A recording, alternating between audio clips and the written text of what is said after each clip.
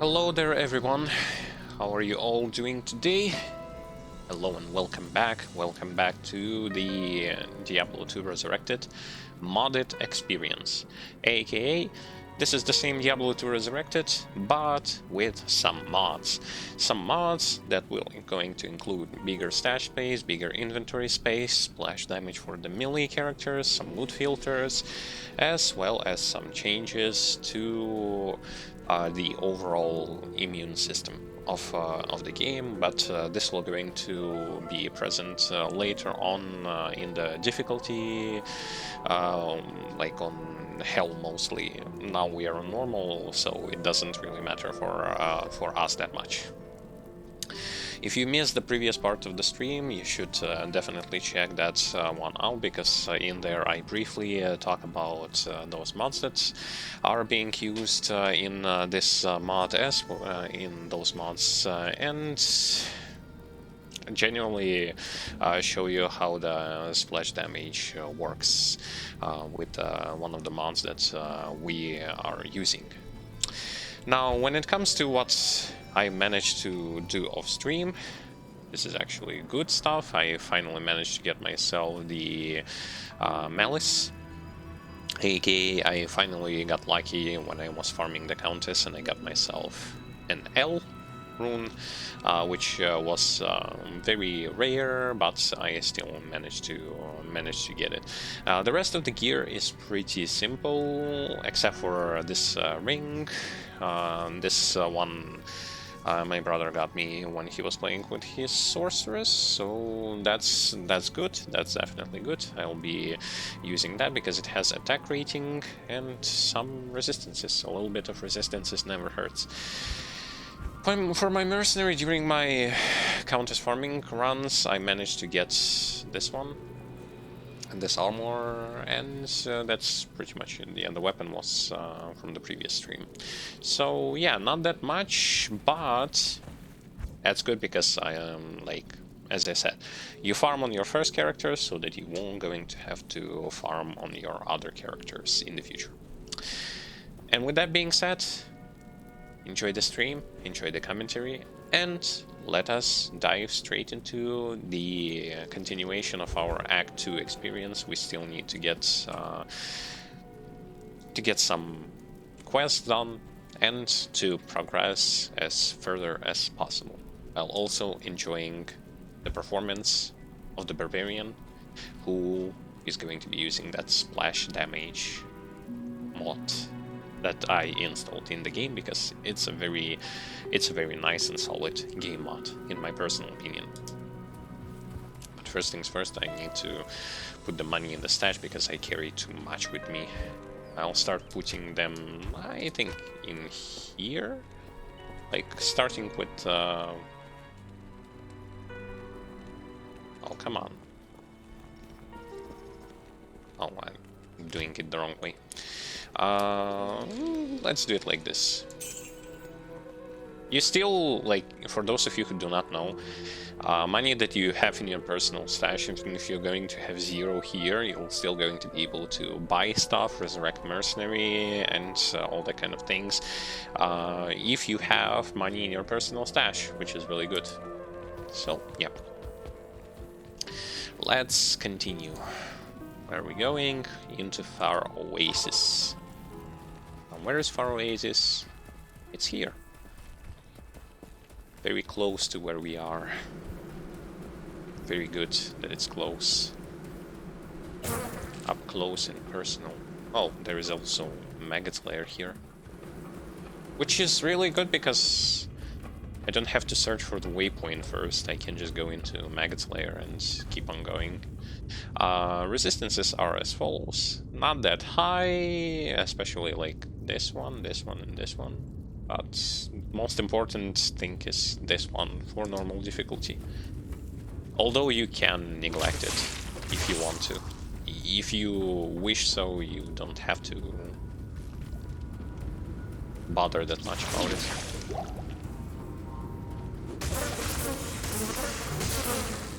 Splash damage makes, as I said, like, playing a melee character into a whole different experience.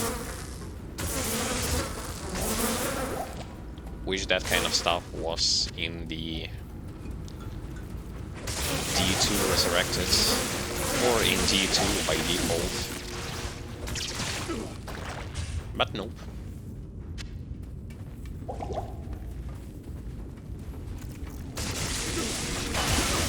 They are doing decent damage to me, but that's because I do not have lightning resistances. Oh, and by the way, so that the gameplay is not going to be stale when it comes to the difficulty, because I'm playing in single player, I can do this. Increase my difficulty a bit, but at the same time increase the rewards that I'm going to get, which is really nice. Which is one of the reasons you want to play in the single player mode versus multiplayer. Things are harder to kill, but at the same time you get rewards.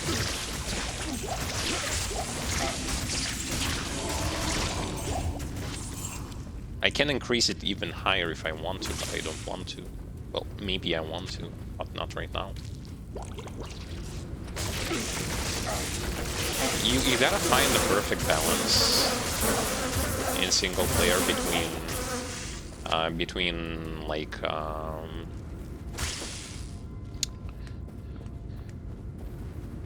you have to find that perfect balance between is it too easy for you or way too hard. If it's way too hard, just decrease the difficulty. If it's way too easy, then increase it. And find that perfect sweet spot that you can use.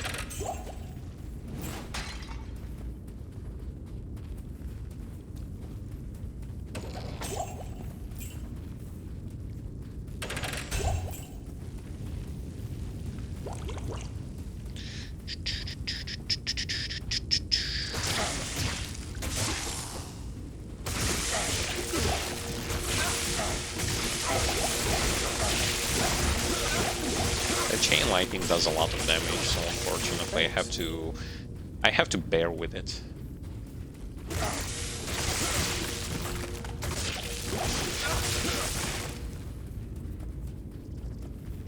As a caster, for example, it's not that sort of visible. I mean, the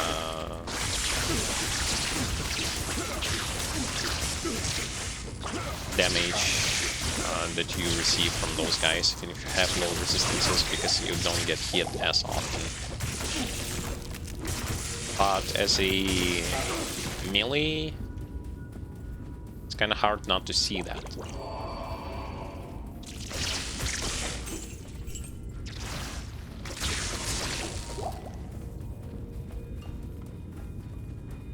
I think 3 is a little bit too much. Perfect spot is probably players 2. Yeah, let's try players 2.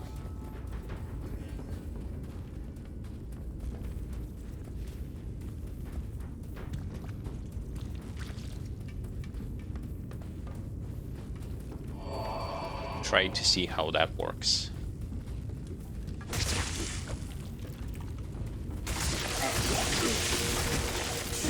And that's some form of balance between the two.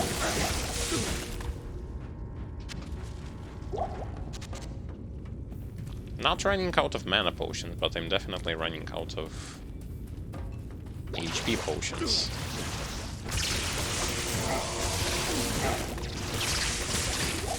Lack of lightning resistances sure makes it a bit tough, but just a bit, not too much. Also, I do not have the life leech, so that's a problem. Usually as a melee character you want to have that life leech.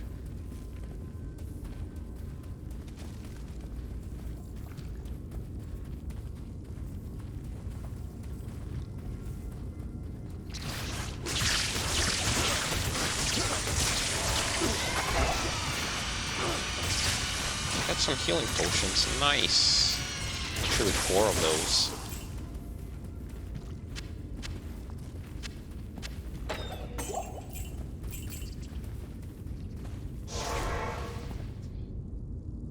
That's another quest complete. One step closer to achieving what has to be achieved.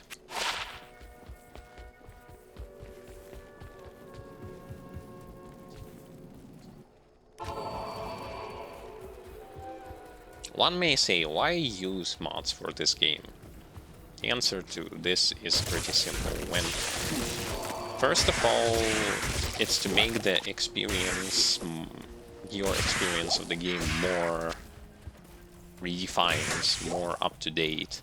It's still like nowhere near as close to where modern action RPG games are, but at least it's kind of getting it towards being reasonable when it comes to, like, even though the game is severely outdated when it comes to like when Diablo 2 Resurrected was released, it's still like using the mods, you can still increase potential quality, and as well as you can increase the enjoyment that you have of the game, because it can get pretty repetitive to play Diablo 2 Resurrected, the unmodded version. Besides, like, it's also about the fact that there are some features that the mods have which would be extremely good for this game, and unfortunately the unmodded version doesn't have those. The bigger stash space, the bigger inventory are just some of those things.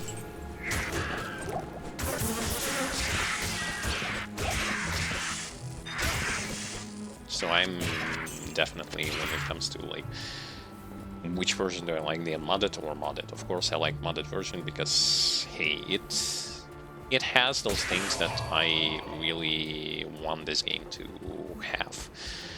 Those things that definitely change your perspective on the game overall and give you more reasonable, like, more reasons to replay the game. Because Diablo 2, anyway, it's all about like replaying it. It's not just like you give it one shot and then it's over. It's something that you replay, but unfortunately it's kind of hard to, like, if you play just the unmodded version, it's kind of hard to do, simply because of the fact that, well, you've seen better and you shake your head, not understanding like why many of the stuff that legitimately make the game better are still like not present in this remaster, and it takes them so long to do things. Maybe now, when Activision Blizzard was bought by Microsoft, maybe now they will finally going to start doing something. Maybe, like, I hope so, but you never know. Maybe Phil Spencer will actually going to make this shit machine produce something good, at least like once in a while, because the amount of money that he paid in order to buy them, that's some insane sum, like $17 billion, like holy fucking shit. For a studio that produced, like, for quite a while, they were producing nothing but drama, and that's it. So he is definitely going to make them work, finally. Make them work on World of Warcraft, probably make them work on Diablo 4, for fuck's sake, like those kinds of games that people are waiting for, and those games that have like the biggest amount of anticipation. So I consider that this ain't the worst case scenario, but I mean, when we take into account what kind of studio are we speaking about, there just cannot be like the worst possibility just cannot happen. Like, one has to understand that when it comes to, especially when it comes to Blizzard, it's like the lowest of the lowest company. So yeah, the fact that they got bought, it's like, okay, maybe this is going to make them work, because it's about goddamn fucking time for them to actually do something versus just sitting there and doing nothing.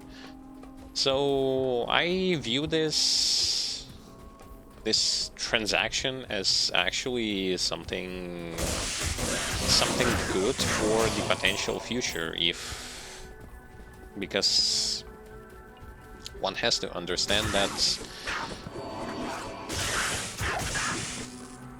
the way Microsoft right now does things is that they're investing money, but they're investing in like the future, in future stuff.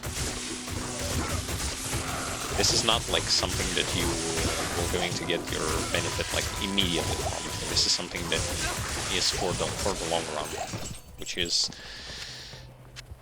going to be interesting to see how it all will going to play out. But I'm definitely happy because now things should start moving, at least like moving into a direction that people would want to see.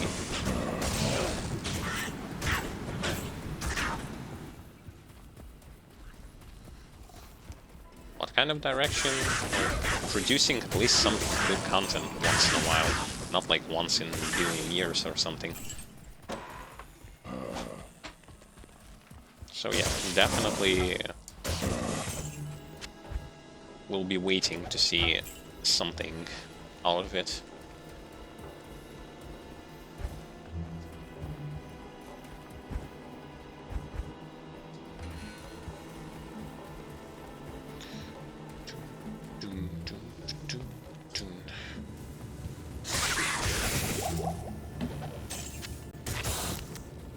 Also, like the increase, when you increase the difficulty in the single player, you not only increase difficulty, you also increase the rewards that you will going to be getting from chests, from all of those places where you can get loot from, like the boxes, crates, and all that kind of stuff.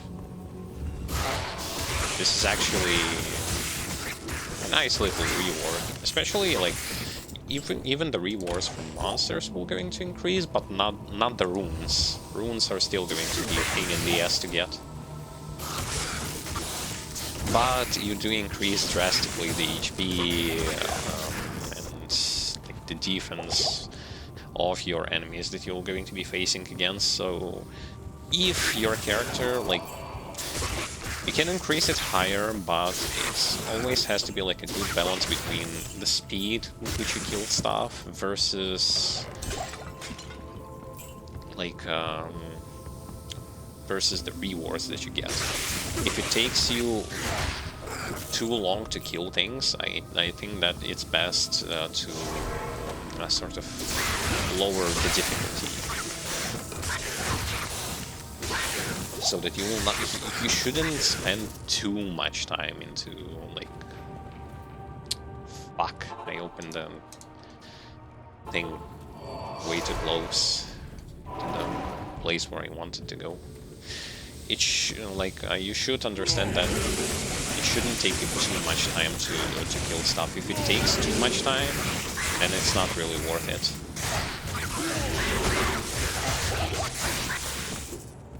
It has to, this is why I was saying like that the balance has to be maintained.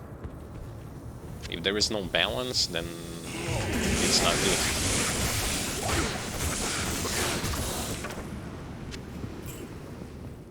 Like here, I could have even went with like increasing it to like players 4, but what gives if it will going to take me too much time to kill stuff? Like, it's not really good. It is good to know that the sun shines once again. So perfect balance. Perfect balance is a key to something. Good day.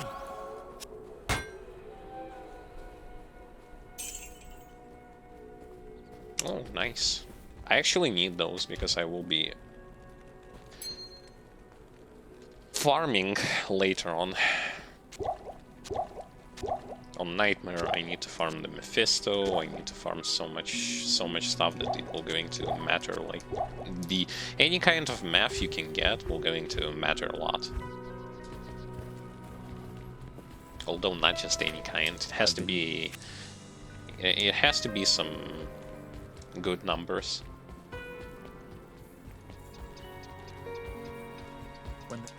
Barb is good for this sort of farming because of the fact that he's going to have that find item. Plus, you can be a Berserker, which doesn't require too much.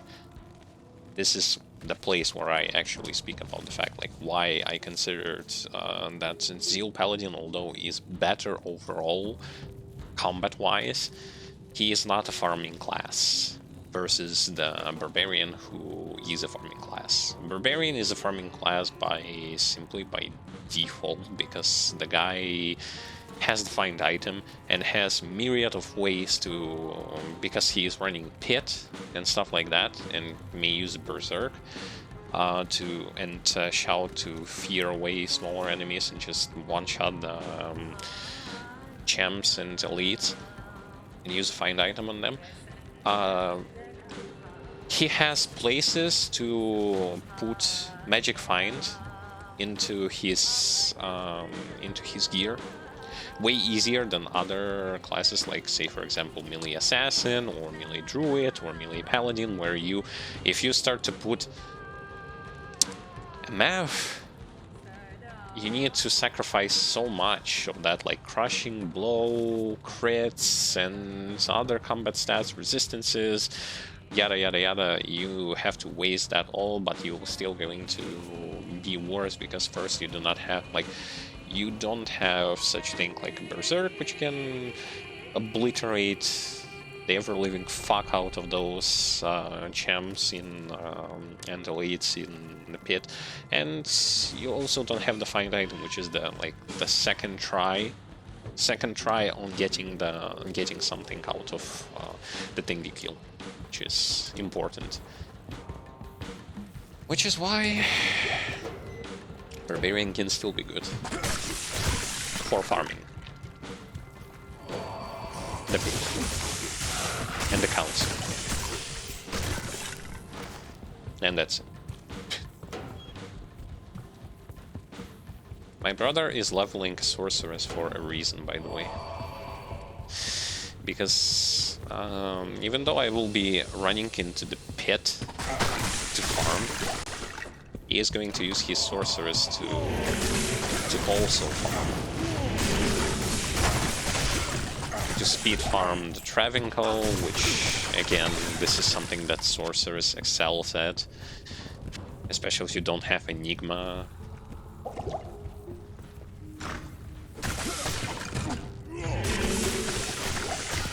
You need to have a Sorceress to keep on running that Travincal runs.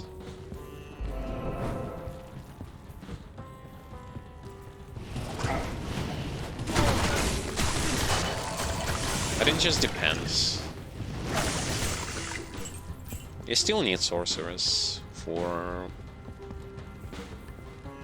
speed farming. You need her.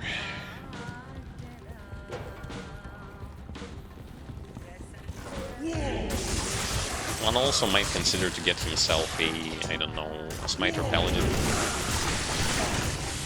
Also not a bad pick at all.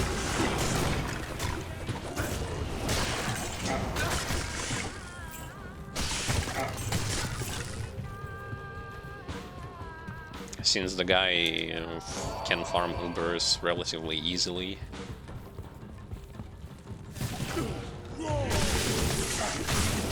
and can be respecced into, I don't know, like a Hammerdine or again into a Zealodine or something like that later on, if you're going to get tired of farming cougars.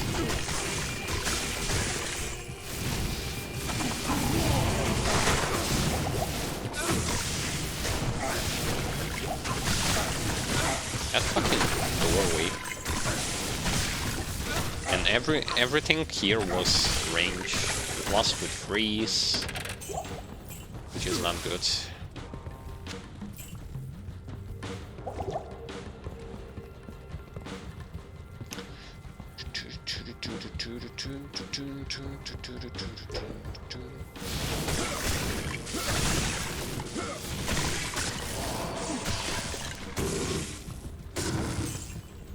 Hey, if I would have placed players 1 right now, I would have killed them way faster. Actually, let me even show you the speed.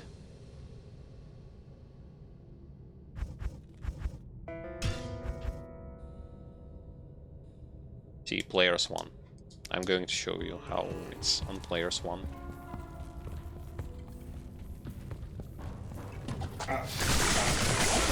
See, the difference is already like broad as daylight. It's because their HP goes down quite significantly, but I don't want players 1 because it's a little bit too easy, so I'm just spicing things up a bit by adding just a little bit of spice. Like a topping on top of your meal that you are making.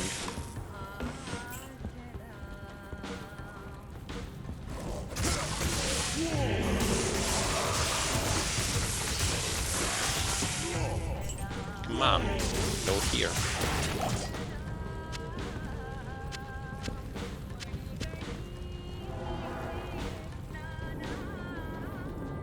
One could get lost in here. Also, the reason you want to have a sorceress or things like that is simply related to the fact that, well, if you want to farm keys, Barbarian is not really the kind of class you would want to go into, say for example this place. Because this place fucking sucks if you have to clear like everything. It's such a boring mess of a place. It has all those portals. You just need something that you can use to fast forward, zoom in and zoom out, versus spending too much time to deal with all this.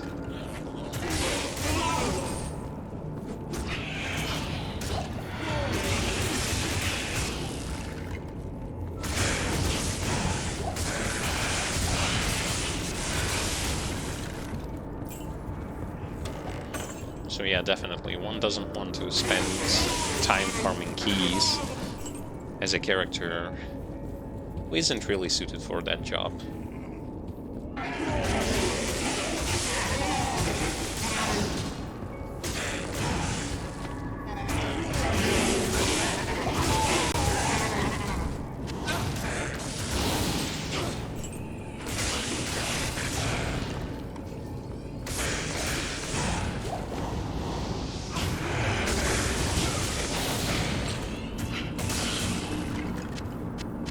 And again, the reason why I definitely like the ability to choose player's difficulty is for that particular purpose. Like I get being the guy who sets the difficulty, and that was the wrong place to go, even though it had red portals.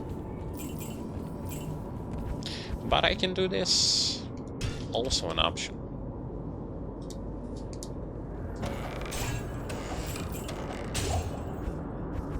And go back to players 1. I mean, players 2. There we go. You should do this when you find those super chests, because, hey, there is a chance that one might get something out of it, something good. Good day. Or not so good. Also a possibility.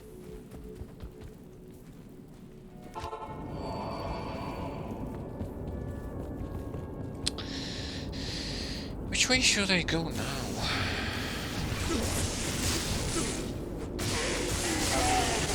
I mean, I suck here at choosing the right path, but that's not a novelty.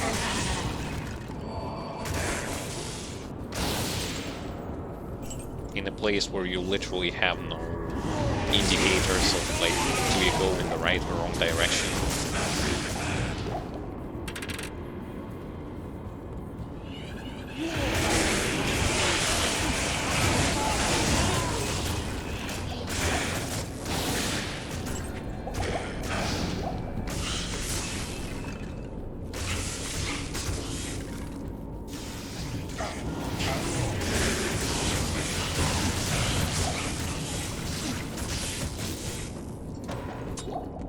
Also, the reason why it may seem like your damage will not going to be as high as against single target is in, like, when you don't use the splash damage.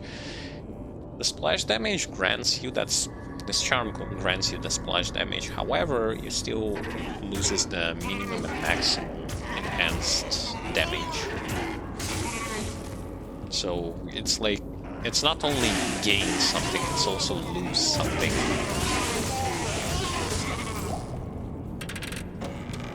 Which is really good in my personal opinion.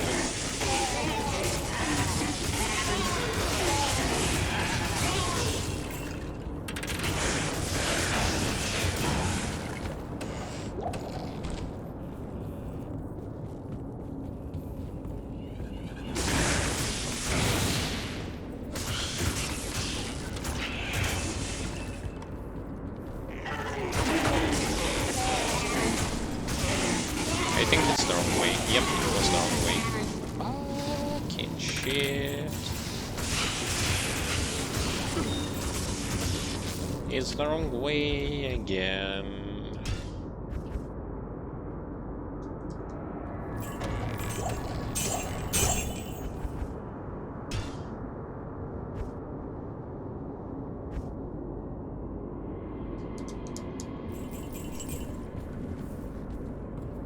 Do we have here? A jewel, a healing potion, an amulet, and another healing potion. But it's the wrong way again. Stay a while and listen.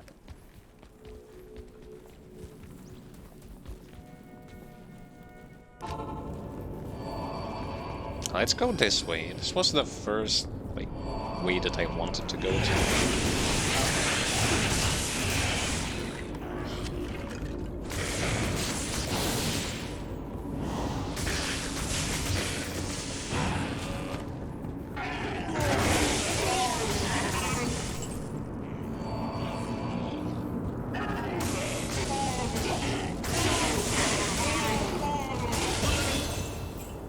And a level up. I need to wait one more level. I need to get this to 75 or something like that, and this also to somewhere around 75.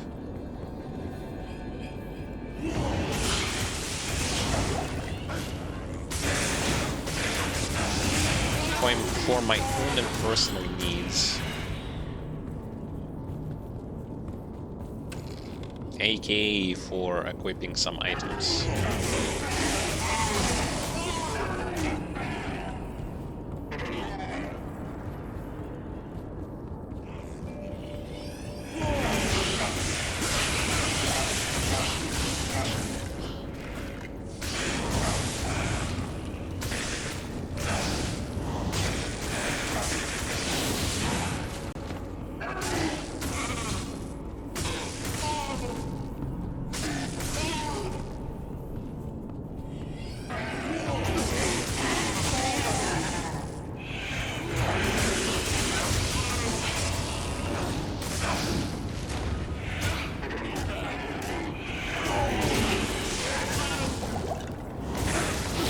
mercenary decides to spawn absolutely randomly into a pack of monsters.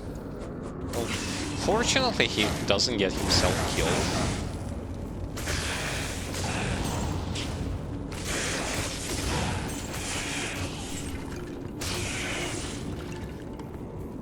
But unfortunately, he doesn't do much there.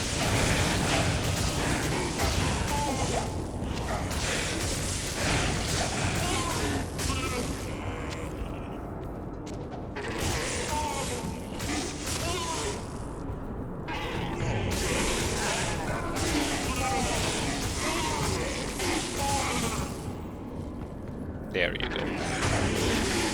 There you go.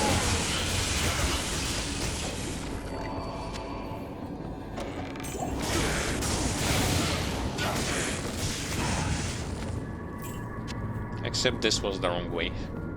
I think it was. It was! Fuck.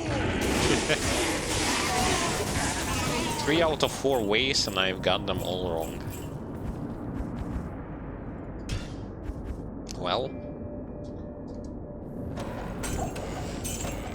At least I get the chests, which contain some yellow loot.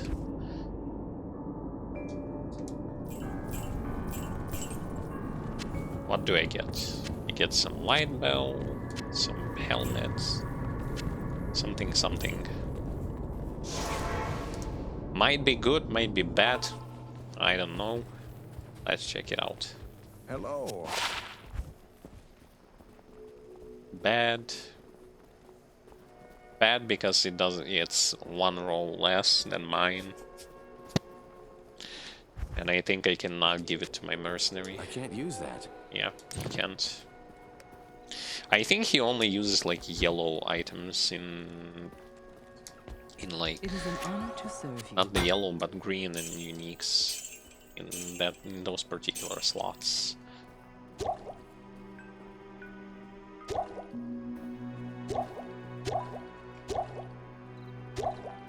I think.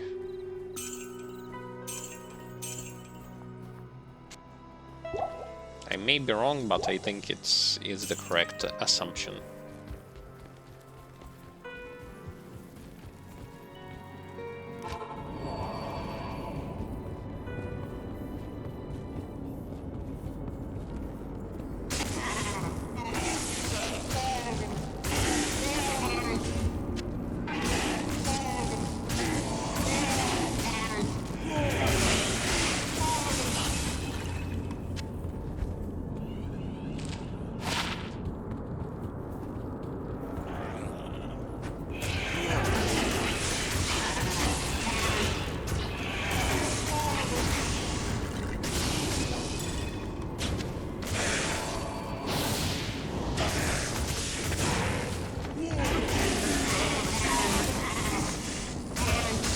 I specifically collect those amulets as well, even though I found already things with FCR, but I still want to find better things.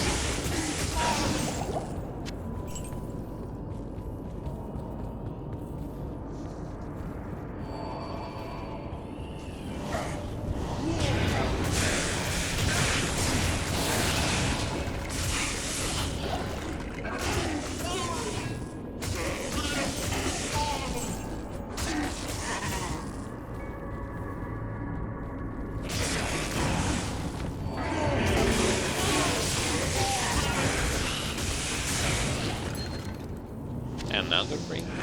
Perfect.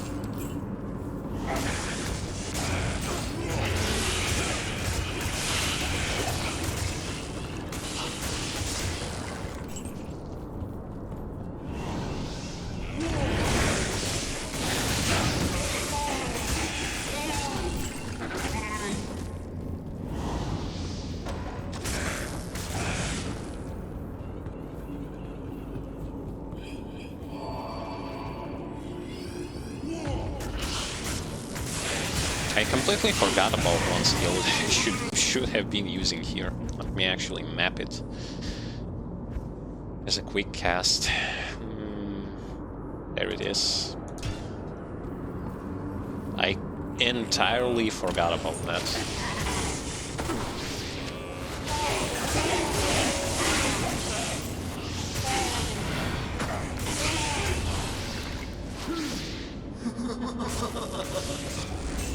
There you go. See,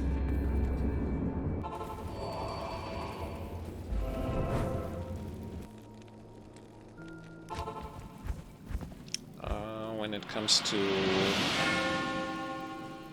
it's this sort of thing. you have ask and learn.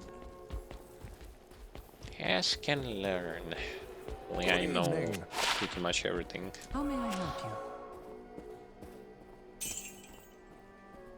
Attack rating, damage reduced by 1. This one has bigger attack rating, so I'm getting it for sure. Oh, nice. MF.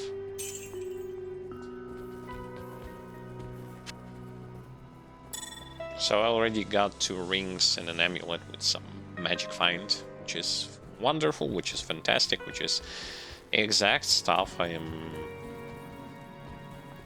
really looking forward to, because I will need some MF to farm that Nightmare Mephisto and to get some loot out of him and to increase my chances of finding something good. That will definitely going to help me out in the future.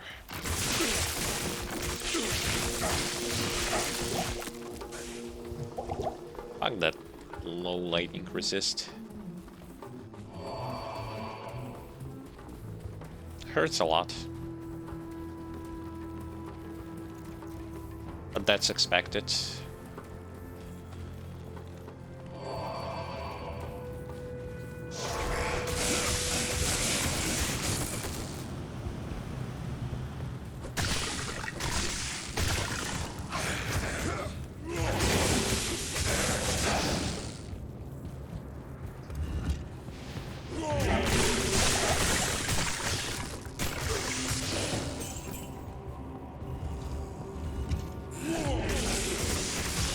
No lifesteal from any of those guys. Not that I actually had any lifesteal. What am I even talking about?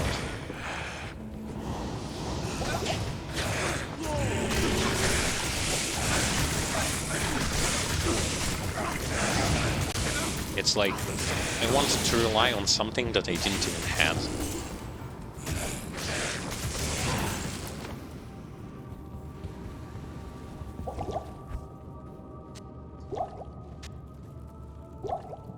Please feel it for me.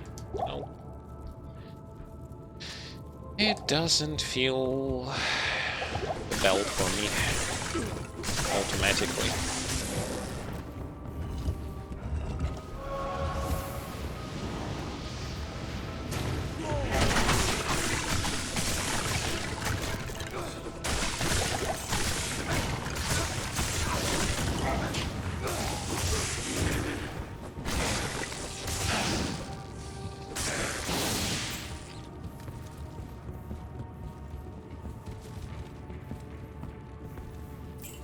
Can I get rid of the poison?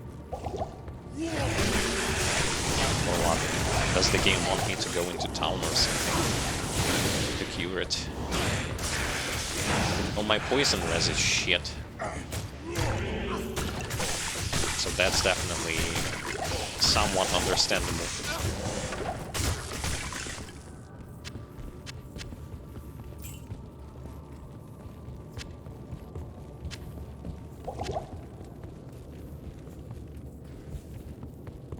It's like, fair enough.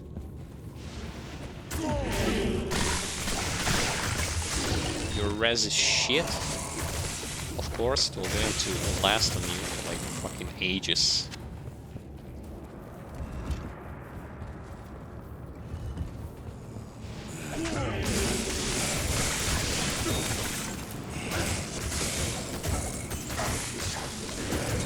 I like this loot filter thing. It doesn't do much overall, but the fact that it somewhat like changes the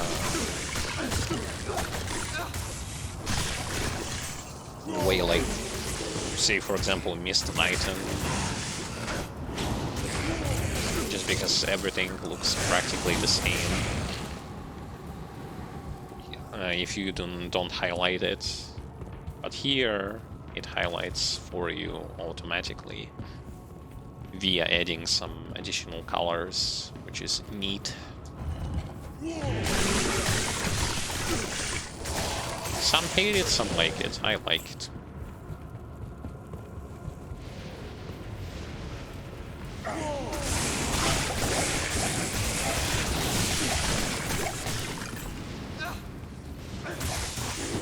I like it because it's stylish, and I also like it because it's kind of nice looking, and definitely helpful.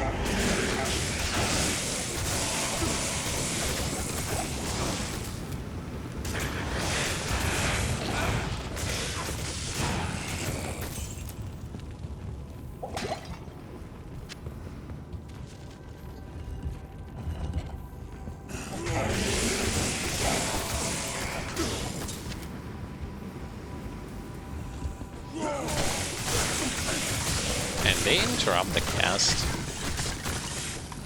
Such a meanie. Don't interrupt my cast. Oh, I actually stumbled upon the place that I need to go to.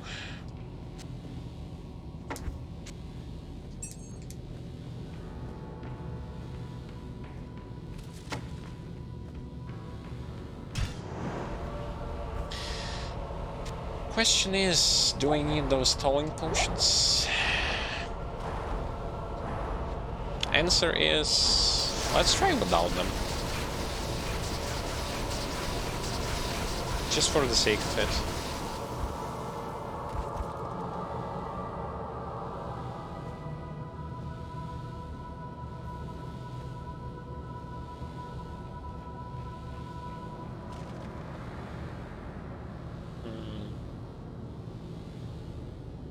This one increases defense.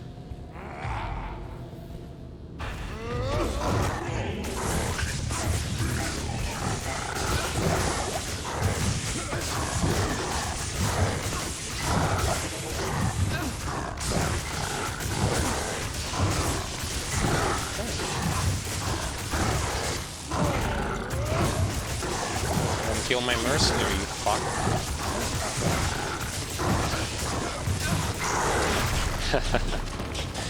I said, don't kill my mercenary, you fuck. And that's what you get for trying to do so. By the way, this was with like 10% hold res, so it's totally fine, I guess.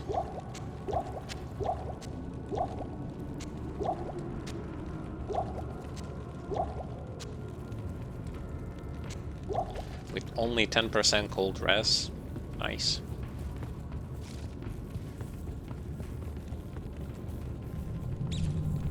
Hello.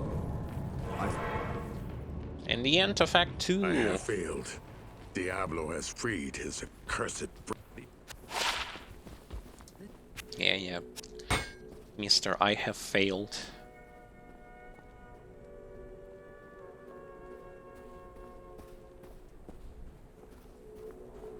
Ignore target's defense. Increase attack speed. No.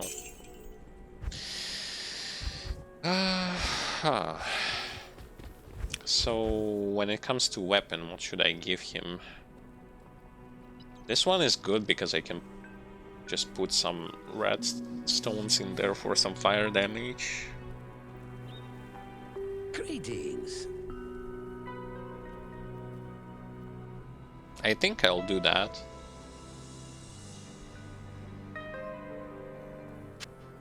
I'll put that to good use. Yeah, Alcor. There is something for you. Hello. Let me get the fire gems. I only have one of these. But that's fine.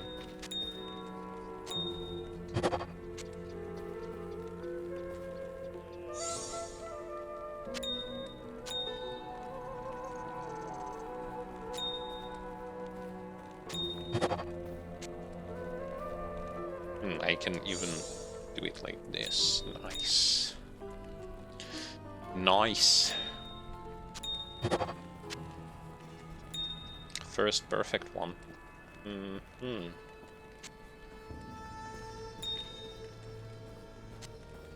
Nice and dandy.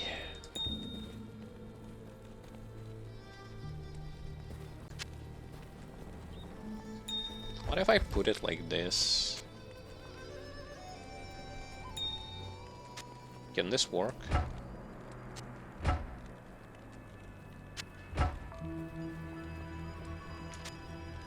I'll put that to good use. Yeah, it does work. Nice.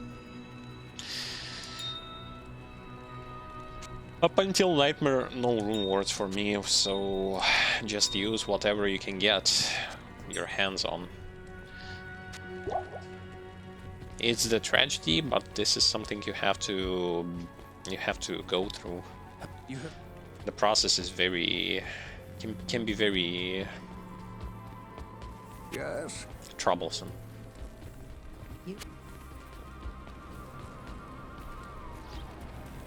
Act 3! Yes, please. Normal Act 3.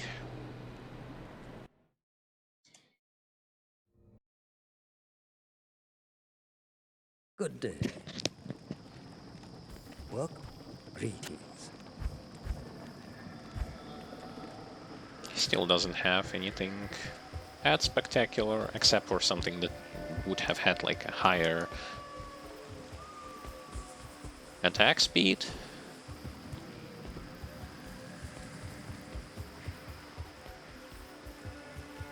Hello. Something with like life tap wand if he has.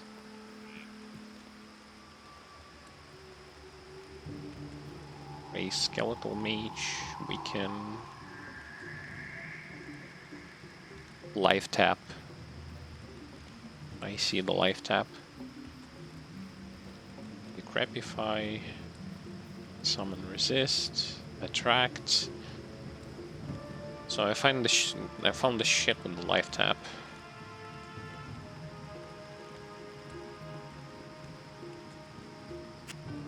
Oh, I don't even have gold for that. Holy f... What? Its cost is insane. Well, I don't have so much. I need that as well, with the teleport. Teleportation staff.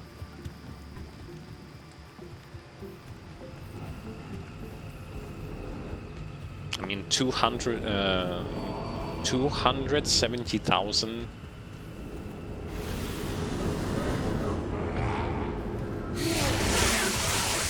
For something so simple as a life tap wand staff. I mean, life tap wand. Life tap wand staff. That's some unbearable amount.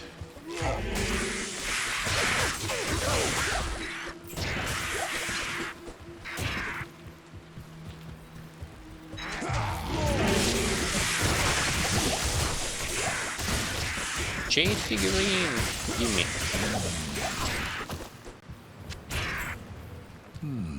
What a strange little statue. Hey.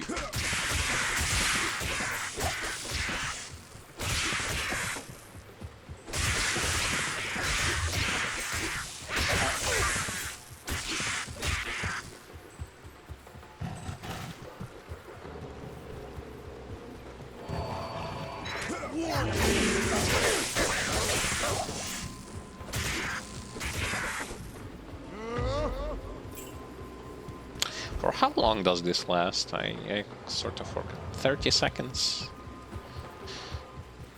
30 seconds is not too much. But I mean, up until I'll get to battle orders, that's all I get.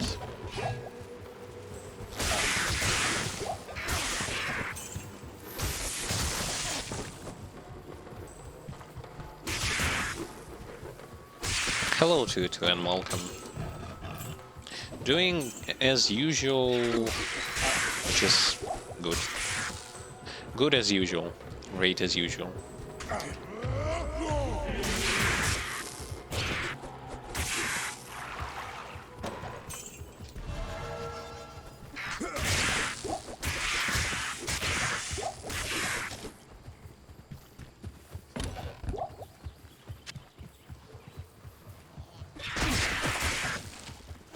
Wonder what sort of layout will be going to give me this time for the jungle. It's usually either good or complete shit.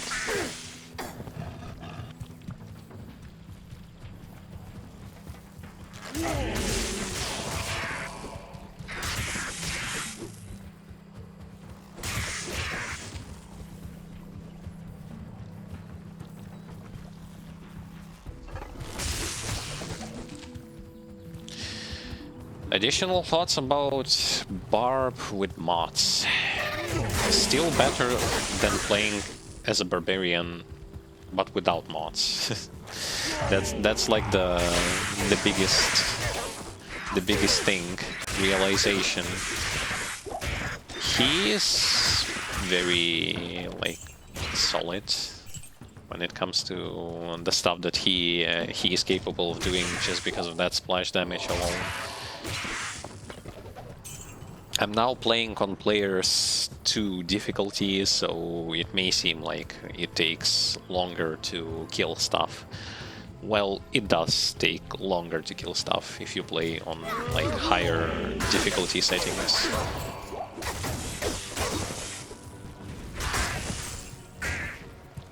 Granted, it's still reasonable because it makes your experience. It makes your experience better.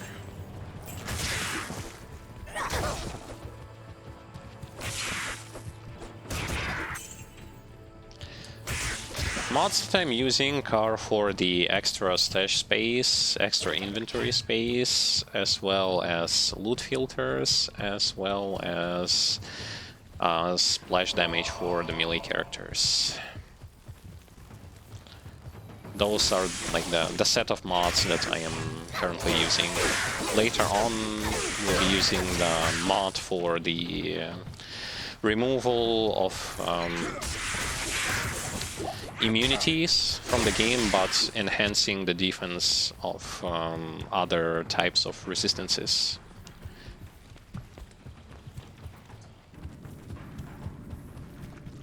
All of those are mostly quality of life changes that one may seek if he is somewhat tired of playing unmodded version.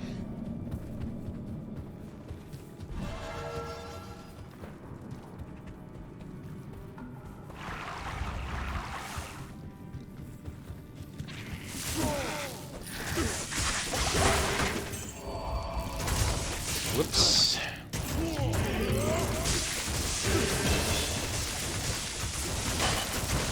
Completely forgot about this particular curse.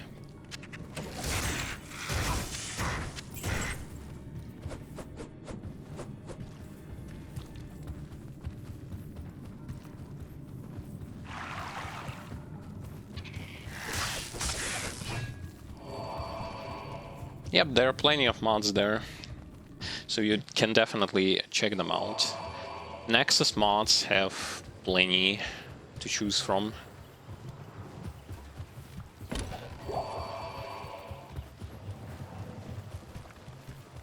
Which is definitely good.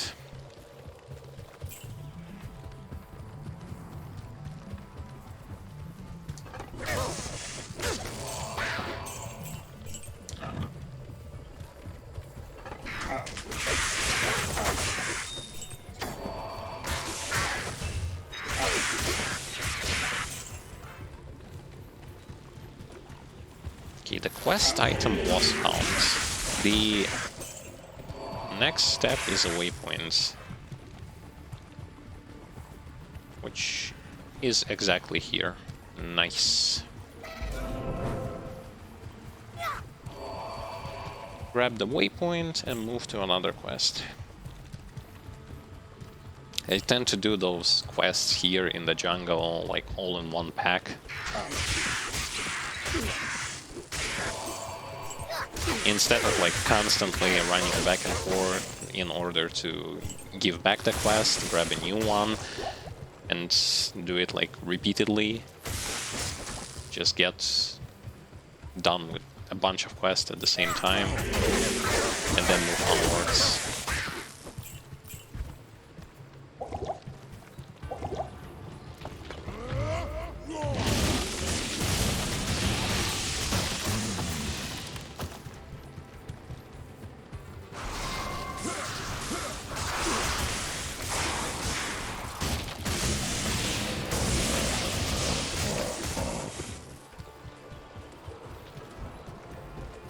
Glooms are nothing that spectacular, normal or nightmare difficulty. The only place where they actually start to get annoying to deal with is on hell difficulty.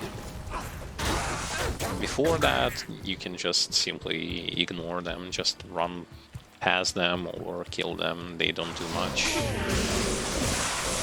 See, even with Amplify Curse, they can't really harm you.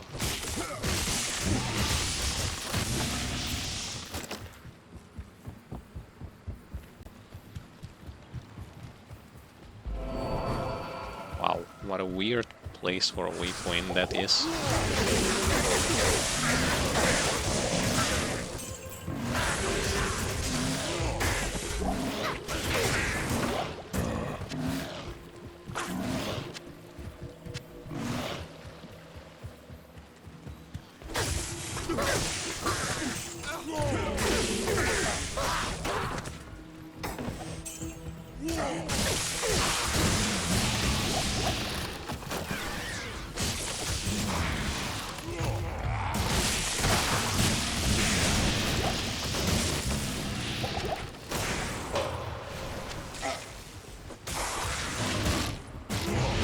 I think I had that rune.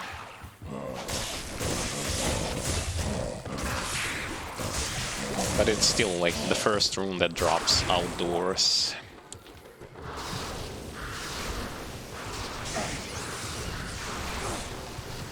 Which I guess is sort of nice.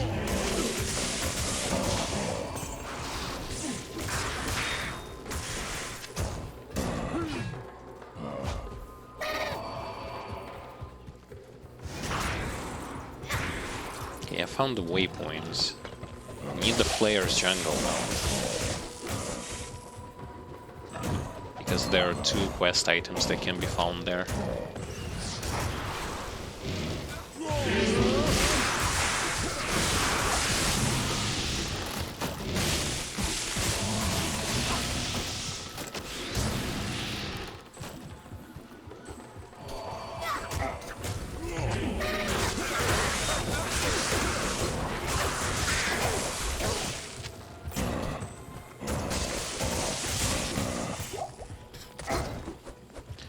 Mercenary tends to be on the weaker side of things if you do not have rune wards yet or some really good uniques, but he is still providing that decent extra source of damage as well as aura to keep you going.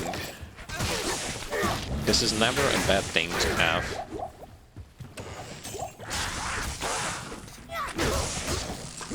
As long as he stays alive, he is going to be helpful.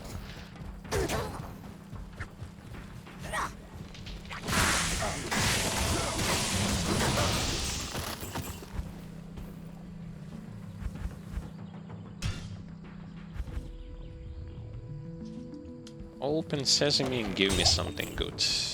That's a lot of gold.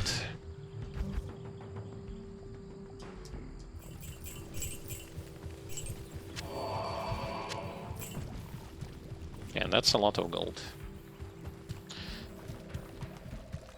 Rest is not yellow or jewelry, so I'm not interested.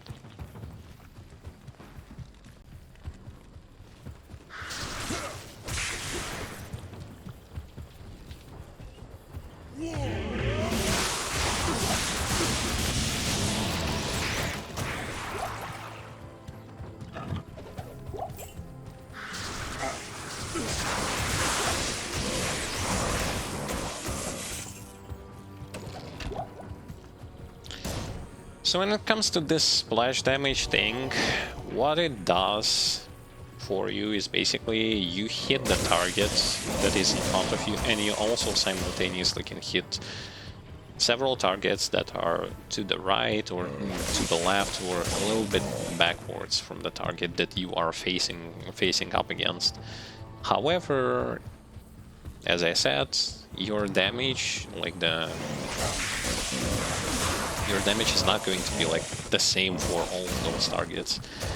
It will going to be decreasing because of the way how things work, like -50 enhanced minimum and enhanced maximum damage. So again, give or take, it's like what you want. If you don't want to use it, you can simply put this item away. Like,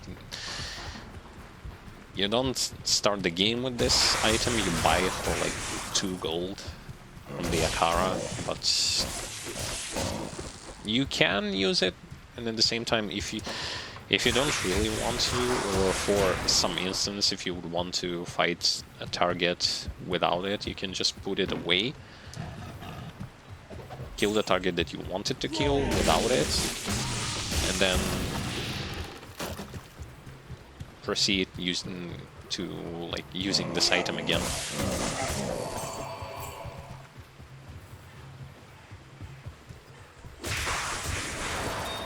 It's a nice way to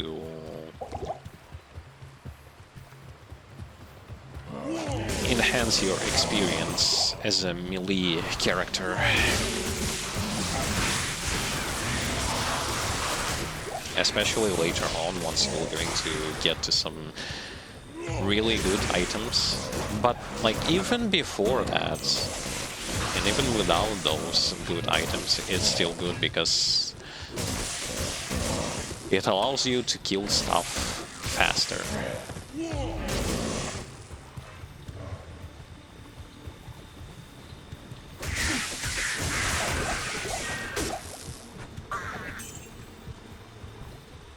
A Flayer's Jungle. That's good because I need a waypoint from here and I need 2 quest items.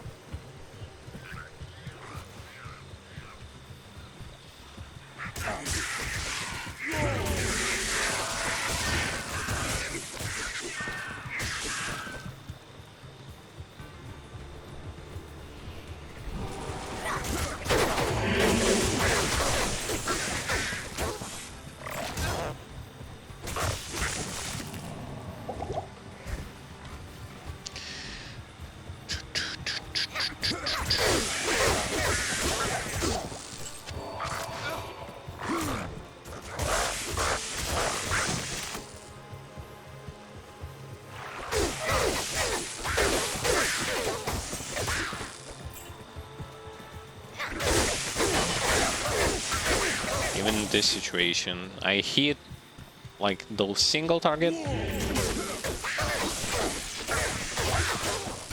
hit enemies in single target, but end up hitting everyone at once. And because they have low HP, they all will going to die pretty much immediately.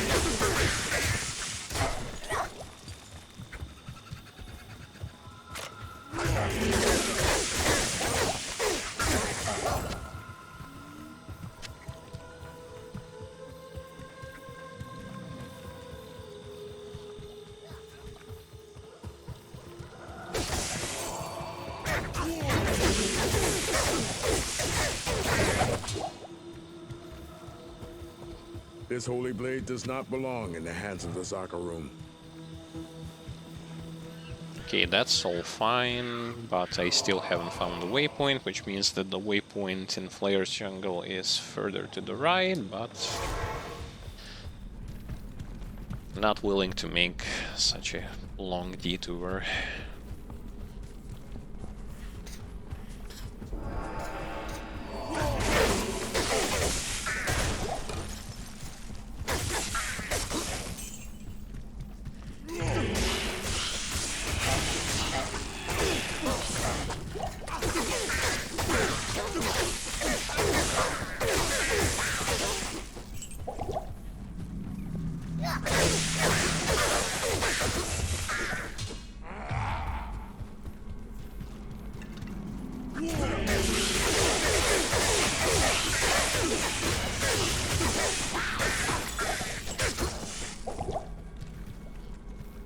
Wonderful.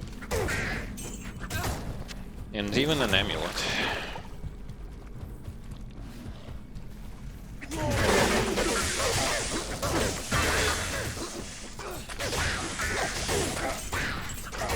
I'm level 23 right now. Or 24, I don't remember. Getting closer to that point where... 24. Okay, which means... need a bit more strength. I'll let it be 70 for now, and a bit more dex, because I need it for items that we're going to be getting later down the line. Okay, now when it comes to skill points...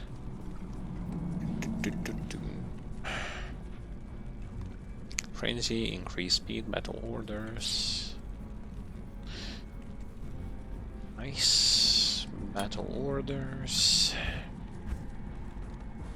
Frenzy. Increase speed, and I still have 2 points.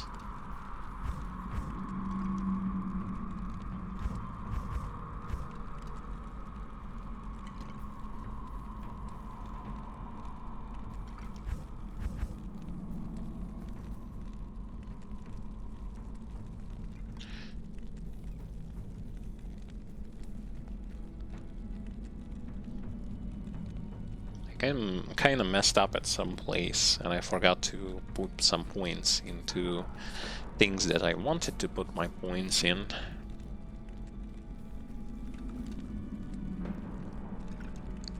I think it was Mace Mastery or something like that.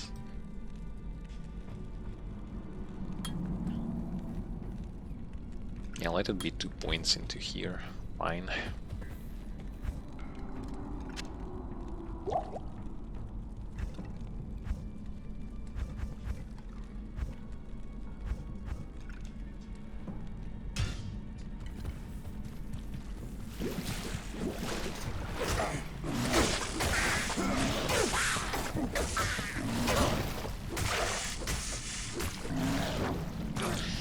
Frenzy starts a little bit weaker compared to Double Swing, both when it comes to attack speed as well as your damage output. However, it's still not a bad skill.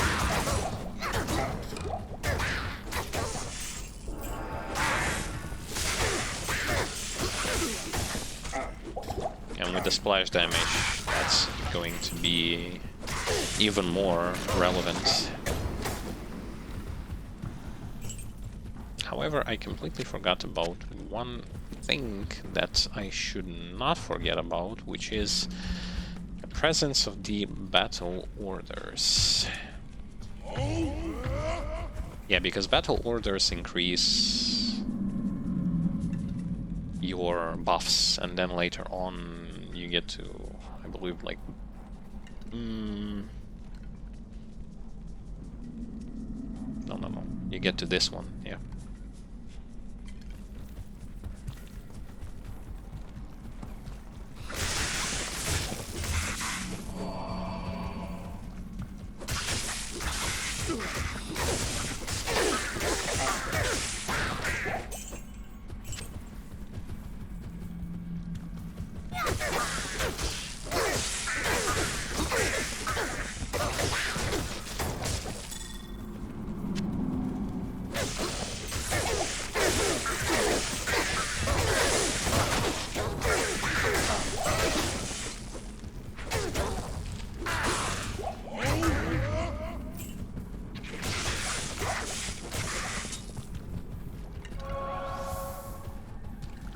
believe to the right was the right place.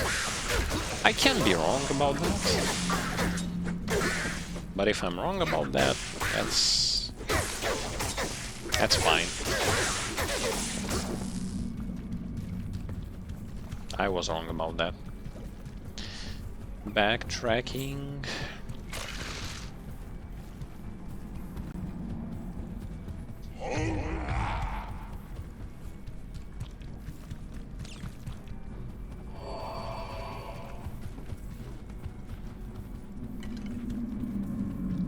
Either we have to backtrack.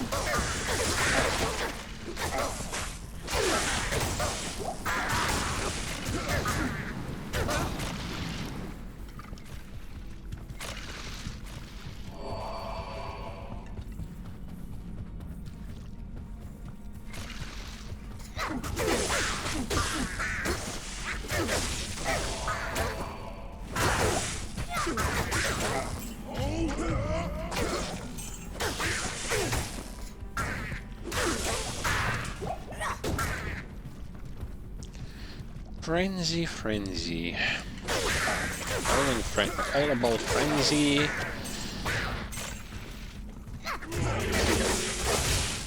But as I said,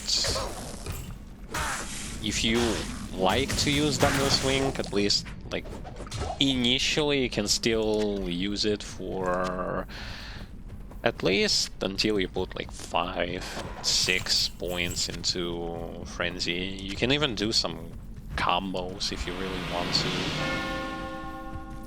Put some points, like ramp up the attack speed and the movement speed with frenzy and then switch to double swing to attack your enemies. This can also work if you really want to. I don't really want to, so I'm not going to bother about that too much.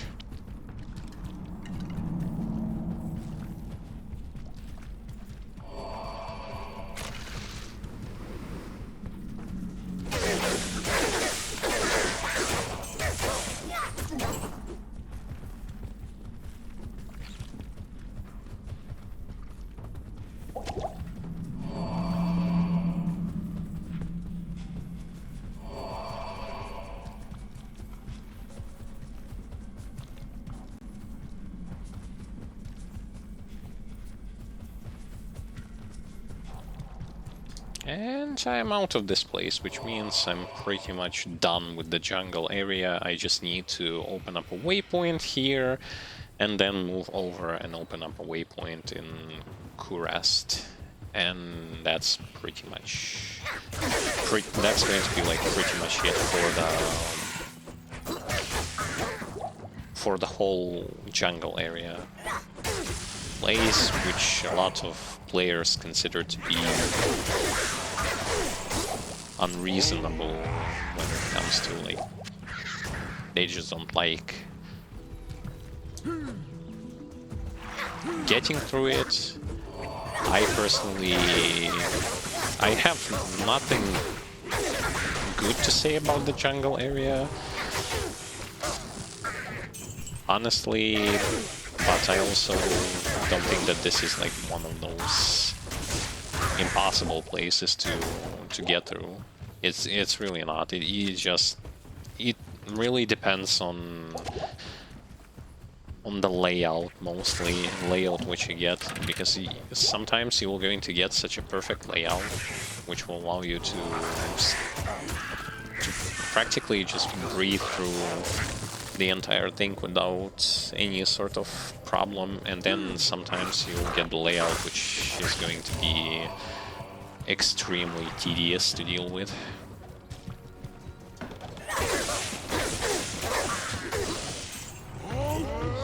A lot of it is RNG.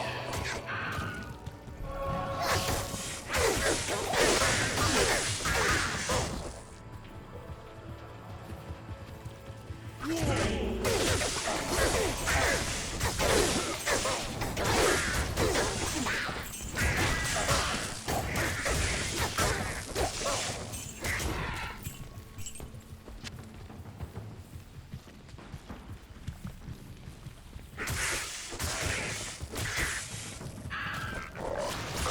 still tend to think that Frenzy in D3 is just overall better when it comes to especially like the beginning parts. It just gives way more stat boost and especially the attack speed boost. And you just see that, oh yeah, it's freaking Frenzy. I attack stuff, I ramp up my stats, my battle parameters, my attack speed goes really, really high, and it's noticeable here. Initially, it's so hard to see the difference, especially because in before you will be definitely using double swing, which has way more attack speed. You do way more attacks with it. And it's going to be pretty surprising to see that the move that's supposed to like ramp up its attack speed, even if it's ramp up all the way to the top, is still going to attack slower than that other move.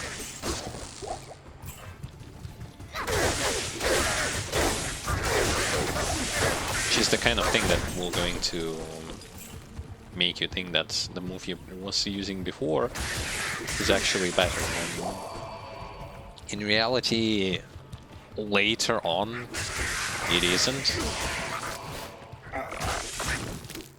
It's just that at the beginning, Frenzy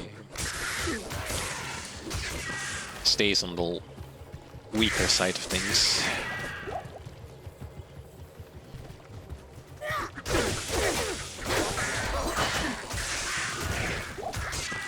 Its damage is not bad, its attack speed is what kills it at the beginning. Definitely.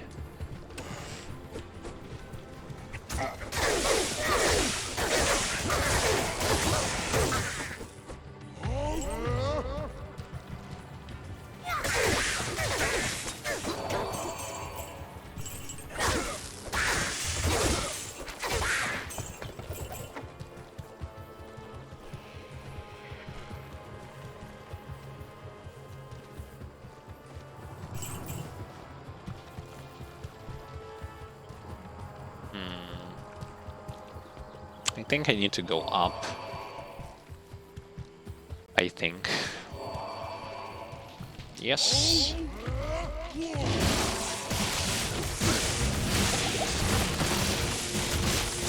This is especially going to be extremely tedious like before you get things to prevent enemies from freezing you and all that kind of stuff, from slowing you down.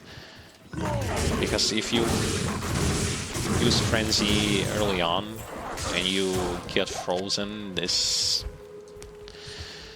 will slow things for you even more than it would do to you if you were using double swing, for example. Largest benefit is literally the attack speed. I'm gonna clear this area because I want to open up those chests while using player's aid difficulty. So I definitely don't want to get surprised by groups of enemies. See, like this.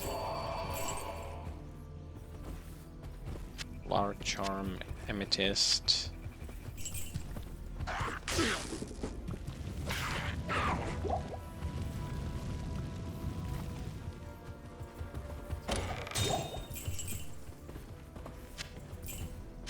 I can't carry anymore. I am overburdened. Oh. Well, I'm not really overburdened. Not yet. Because my Heretics Cube is of the size of the fucking stash tab, so yeah, definitely.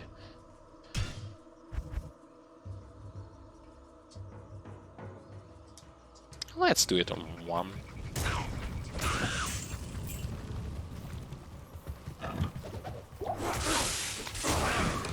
Oh, my weapon almost broke. But I found the waypoint. And now it's time to give a lot of those quests back to where they should be.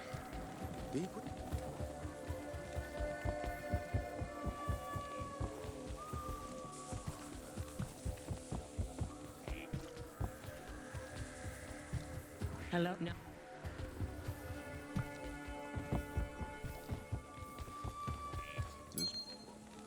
Good day. And sell. Sell this and that. This belt is better than what I have, so I change mine for it. Sell. Sell. This one is better than the one that I had, which is this one.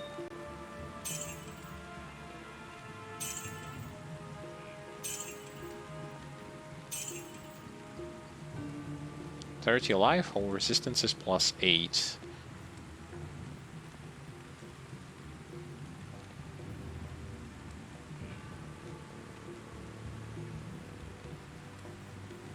No. Attack rating. Attack rating is by far early on and a little bit later a lifesaver. Actually, it's always good to have that attack rating. Poison resist.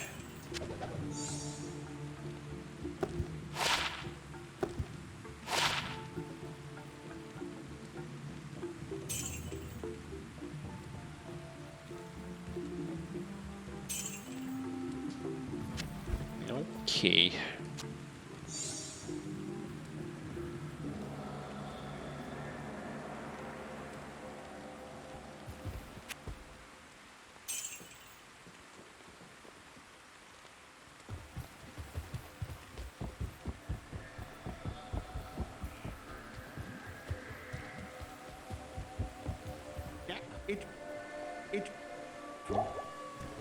Nice. One quest done, another given. Combine some potions, combine some other things, repair equipment, and move on. As we have sort of the final stretch for Act 3 on the normal difficulty.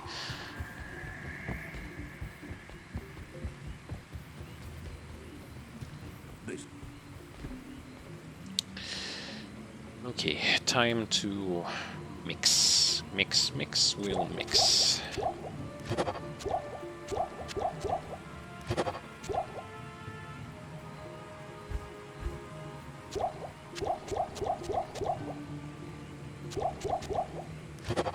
The reason why I do this, those potions are extremely useful later on, as they regenerate your entire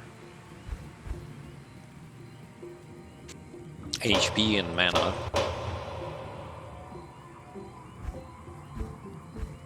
Which is never a bad thing.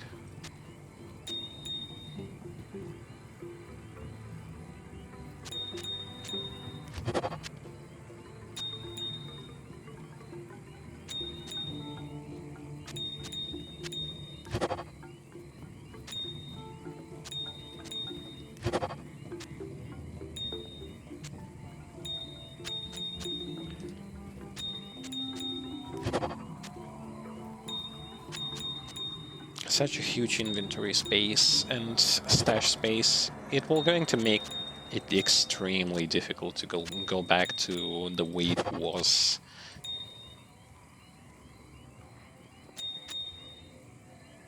Because that amount of space is just irreplaceable.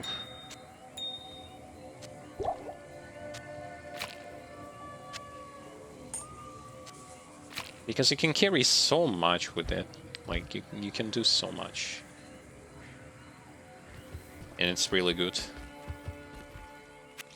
Okay, do you by any chance have a cheaper life tap wand? Well, yeah, he has. The previous one was way expensive. Way more expensive. This one is at least tolerable. Life tap, but it's not with charges. This one is with charges.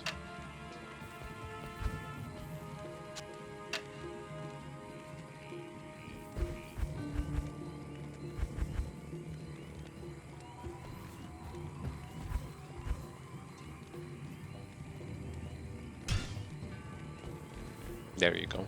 So now I will going to have a life tap wand. Perfect. And when it comes to quests, Kalim Flail and search for the tome.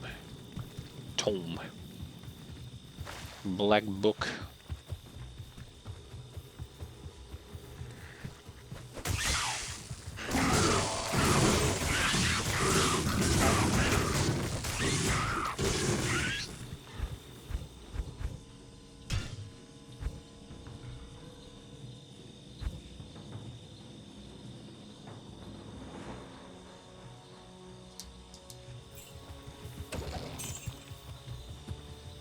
Even slightly increasing the difficulty will immediately going to affect those chest drops, which is wonderful, because usually a lot of chest drops the players want.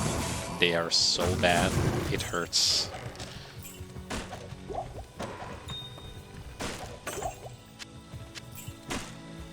So having better chest drops is really something you would want to have.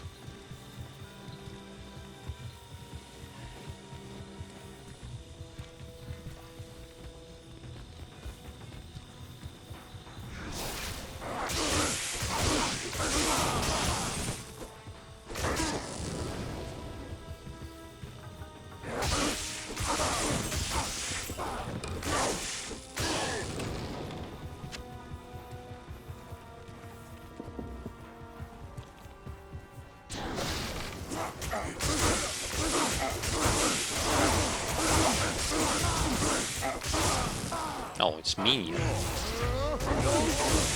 That's why they were tougher to deal with.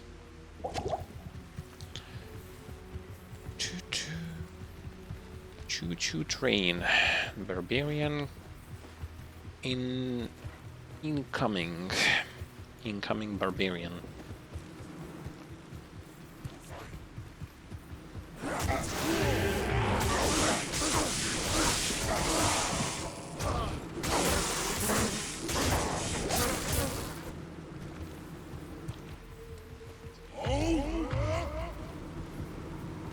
Early on, it's such a pain, the fact that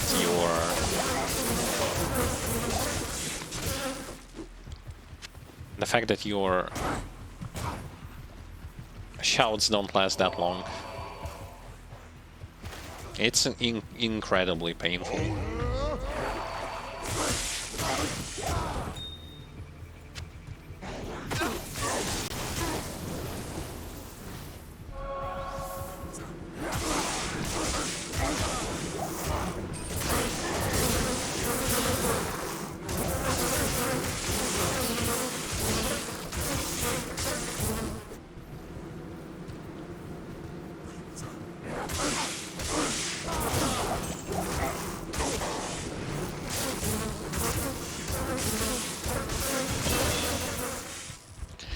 And level ups. Spectacular.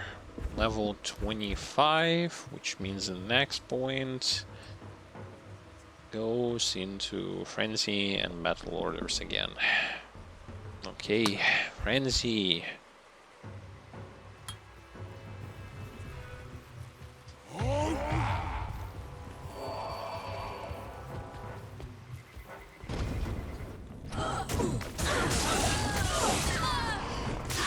Will I be lucky?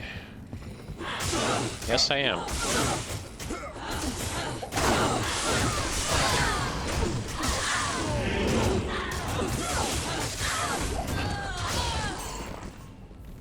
Yes, I am, because I actually found the book in the first temple that I meet.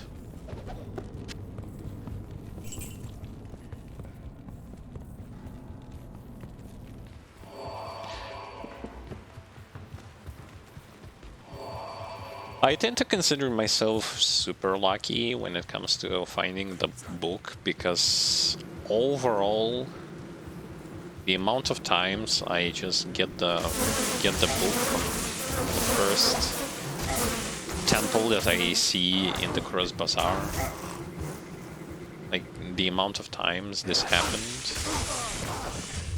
is way too much to be considered, well, it's just pure chance that you were so lucky.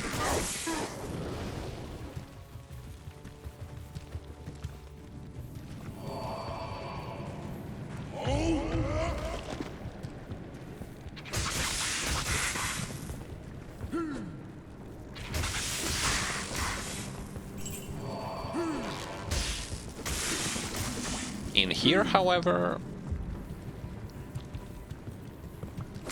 I'm not as lucky as I would want to.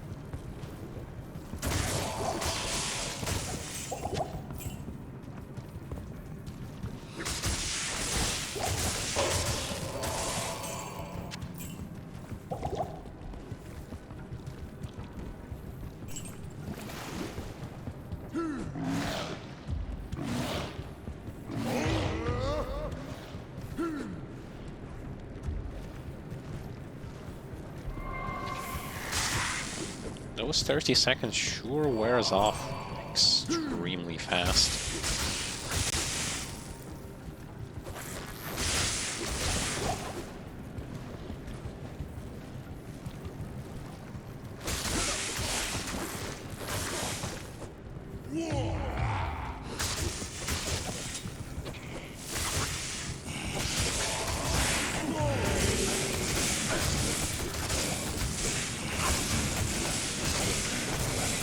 But the thing is, you sort of need to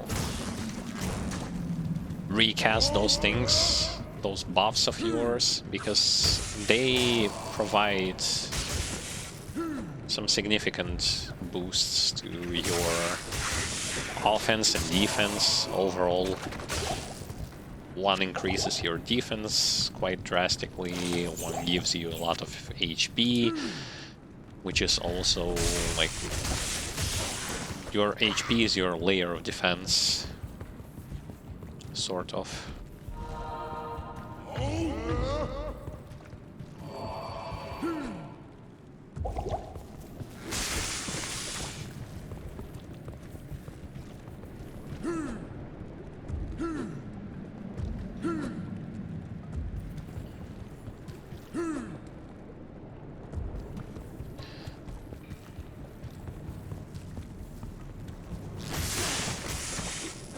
Never lucky.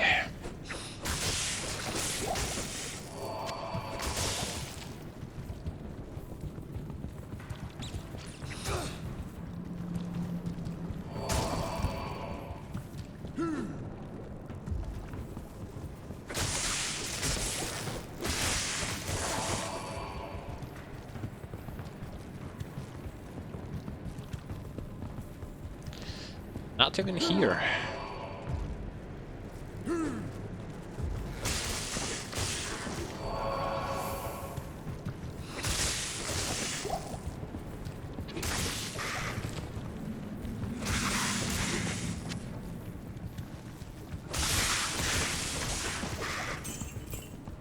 Not here either.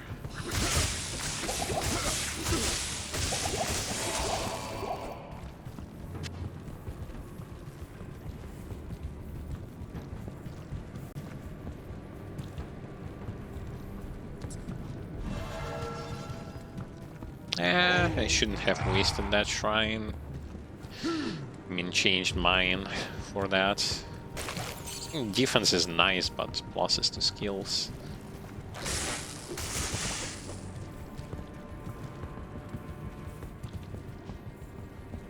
Are more important.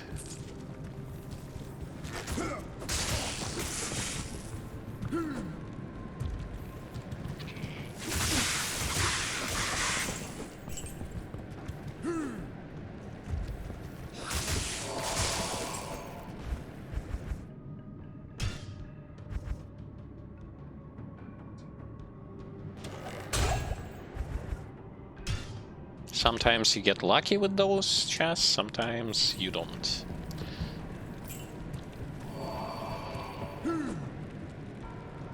The fuck? No, that was a very slow jump. Barbarian, the king of slow jumps. Where is the place that I need to go to?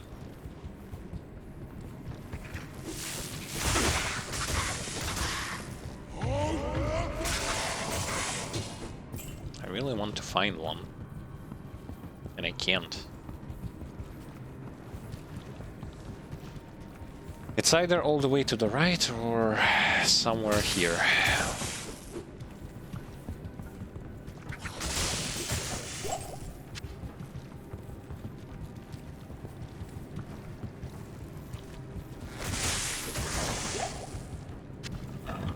All the way to the right.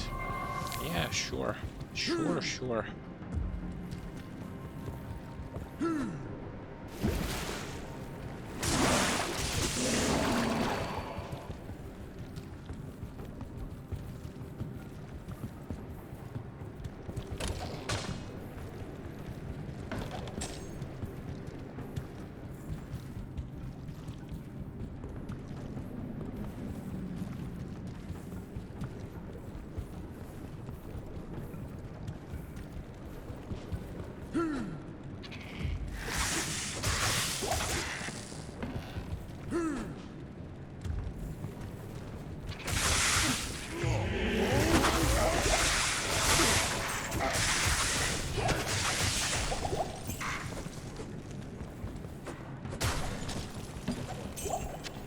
I think they were trying to run away from me.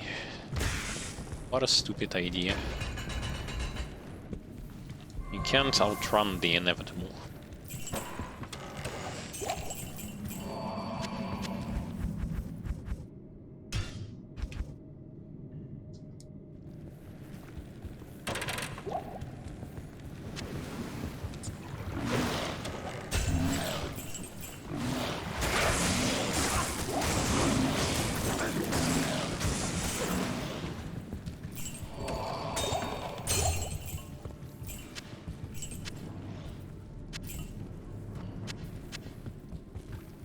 This sort of stuff makes you wonder, why not give a chance to have something like this in online? Maybe with less amount of loot, but still with some increased amount of loot.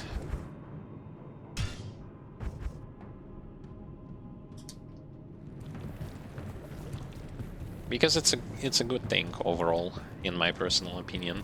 You increase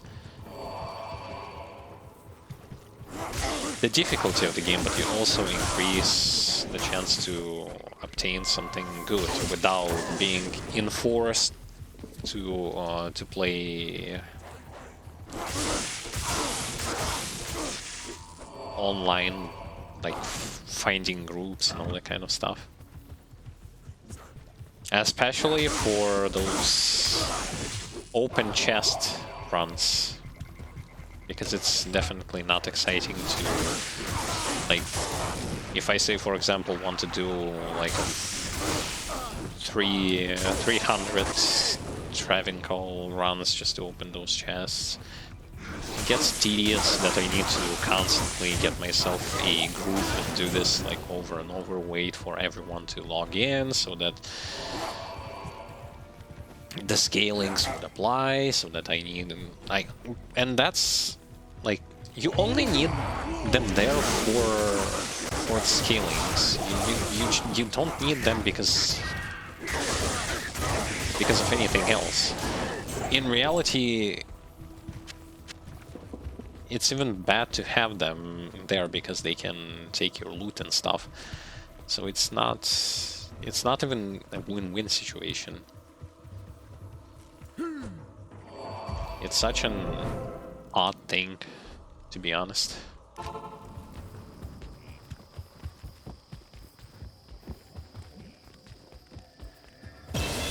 May this book lift the shadow from Karast. Okay. Some increase in combat stats. You stay a while and listen.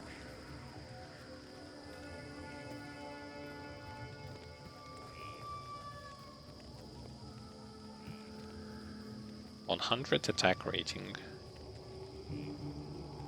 That's a lot. Lost some resistances and dex.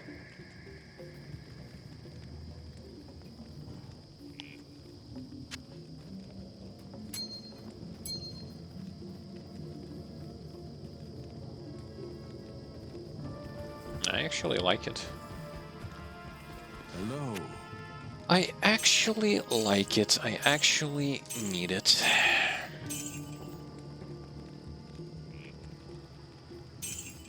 Yeah, sure.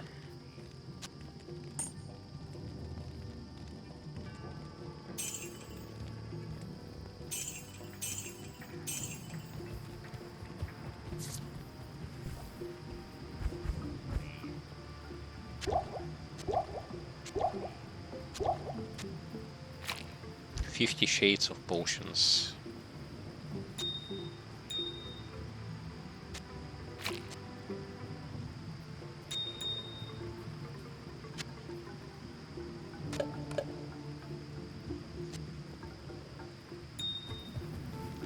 Now what I do think is that this mod is still not going to, like the splash damage mod is still not going to make your experience like going through, especially like nightmare or hell difficulty, as a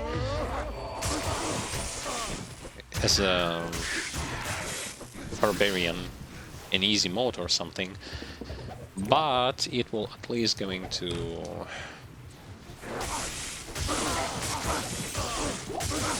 give you some form of an advantage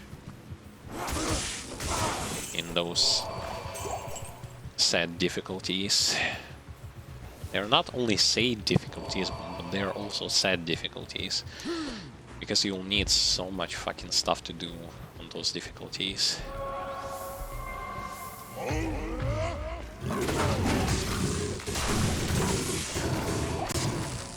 Get a lot of rune wards, get items, like farm Mephisto, farm Bale.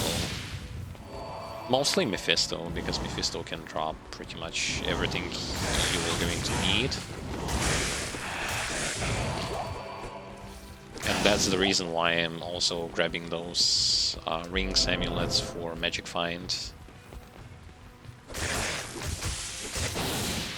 By the way, you can pretty much suck it with mods that you can find. You can pretty much socket every single item yourself, not only with the usage of a quest reward.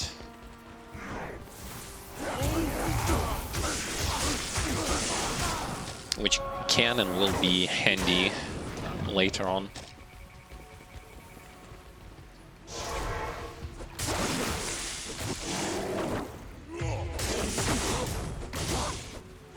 Okay, Ice Fist first.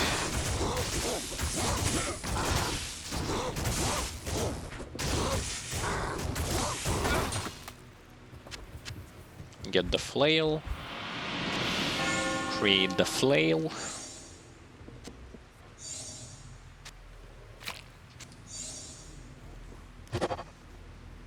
That's a flail. Nice looking flail.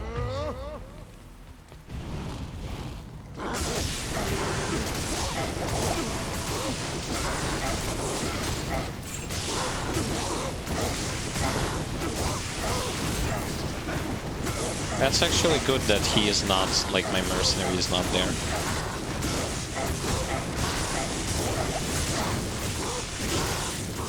Because the guy will going to die.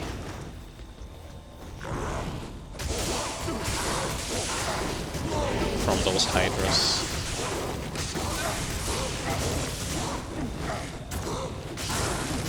And it's a pain in the ass to revive him in Act 3. The dark powers here will no longer poison the land.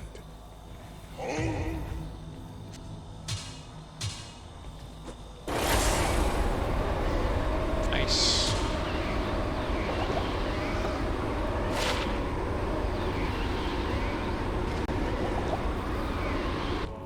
Endurance of Hate.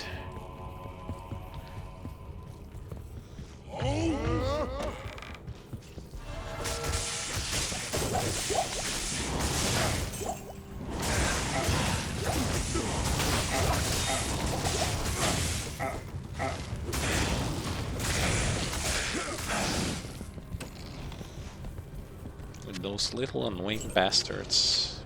Because why not?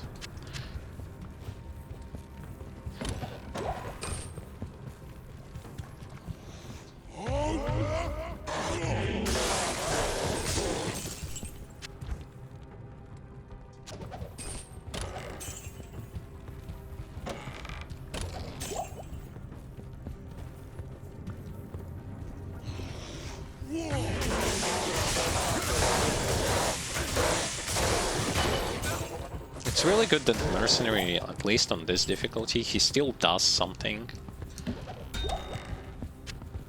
Something really good. He is still capable of fighting things on his own.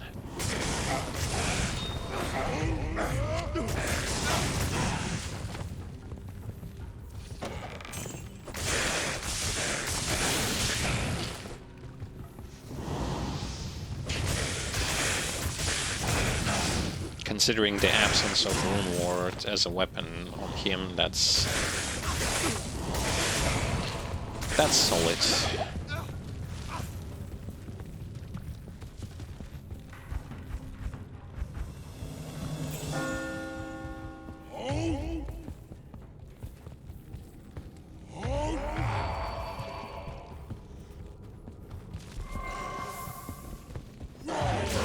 Extra fast.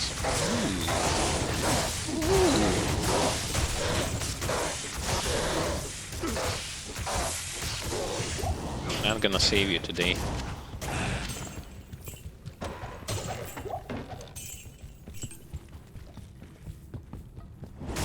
I'm not opening all of the chests using the method of increasing difficulty beforehand, because it would just take too much time.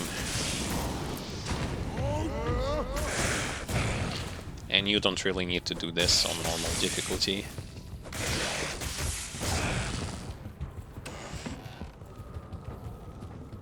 Because you can get carried initially by those rune wards that you can craft early on.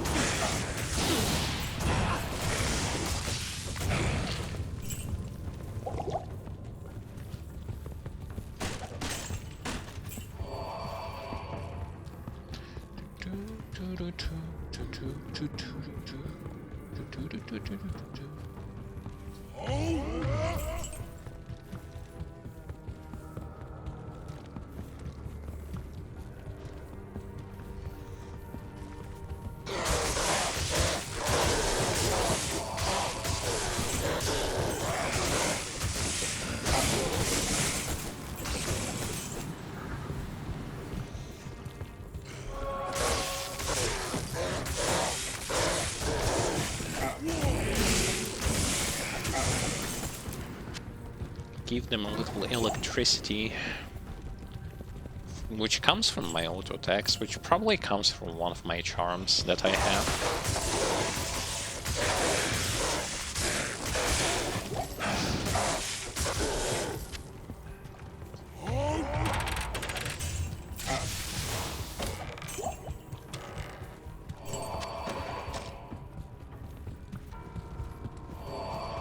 I found the place where I need to go. I haven't found the waypoint yet. I found the waypoint. Dude, they actually give me some nice map layouts for like farming, except this is not nightmare or hell difficulty, so it unfortunately doesn't matter too much right now.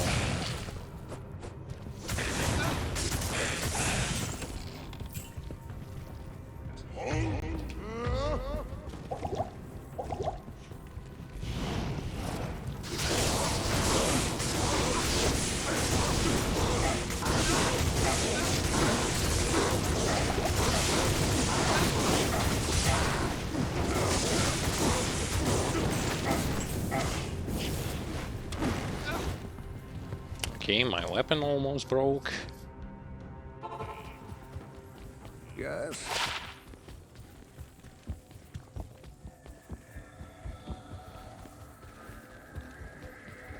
Greetings.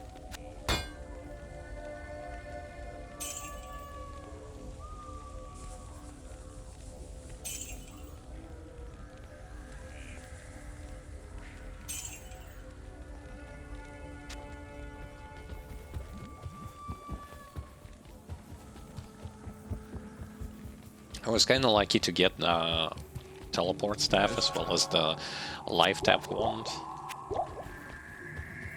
Very fast. Like, it can sometimes take a while till you can get one, but I was lucky.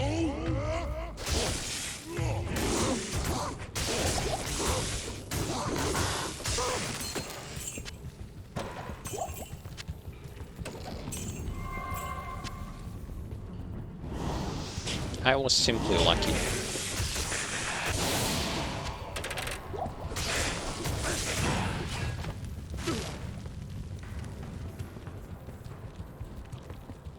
The usual procedure here, if you want to be as safe as possible, is to kill everything to the left and to the right, and then lure Mephisto.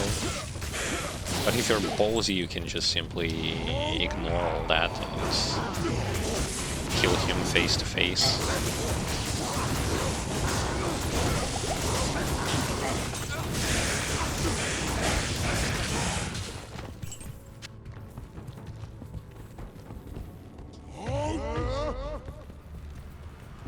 Mephisto, come here. My brothers have escaped you.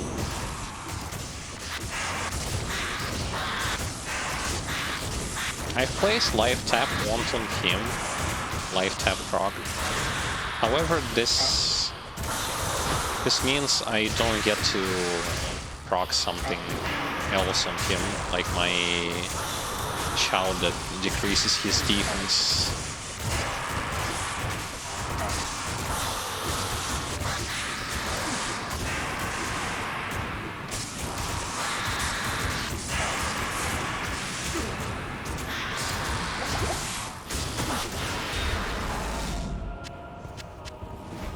And there he goes. Maybe now the world will have peace.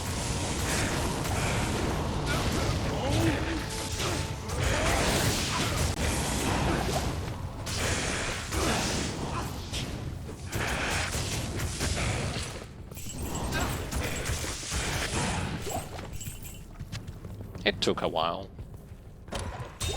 I should have changed difficulty here. Forgot. But doesn't matter. Act 3 completed.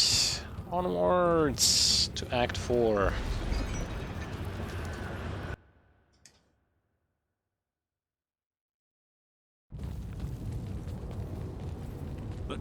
Good day.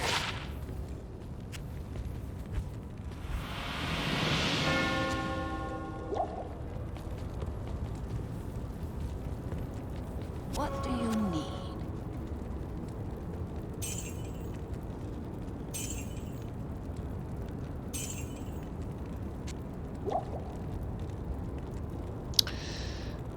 Okay, what's the ring? It's a bad ring. What do you need?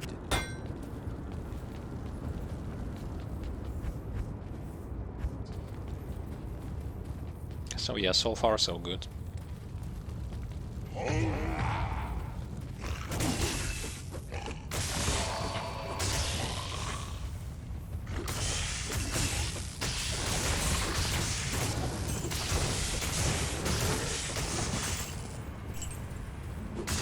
The lack of attack speed still sucks when using the zeal.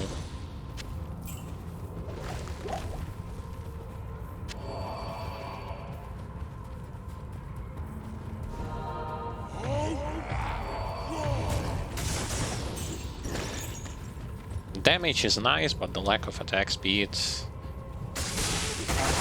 is not.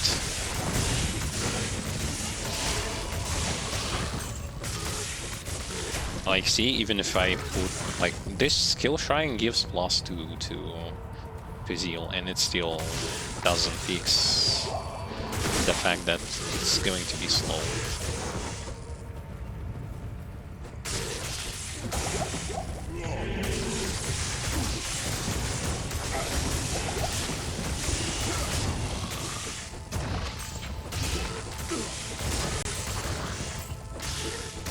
But it's still strange. I mean, the entire thing of zeal, not zeal but frenzy, is that it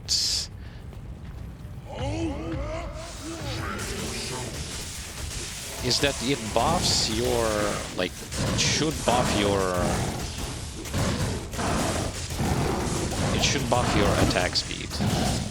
That's the entire fucking purpose of this thing. It ramps up the more you attack, ramps up stacks the more you attack things.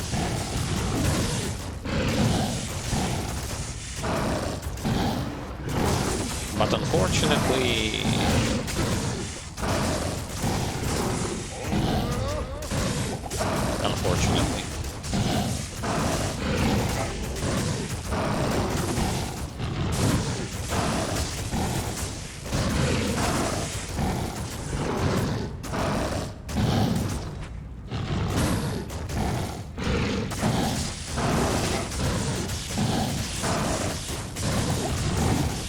see just how much faster you attack with this shit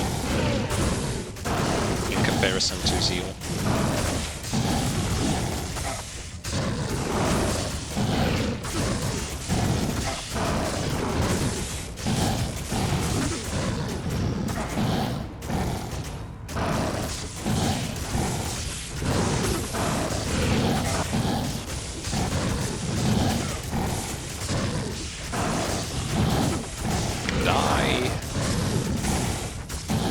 Die already.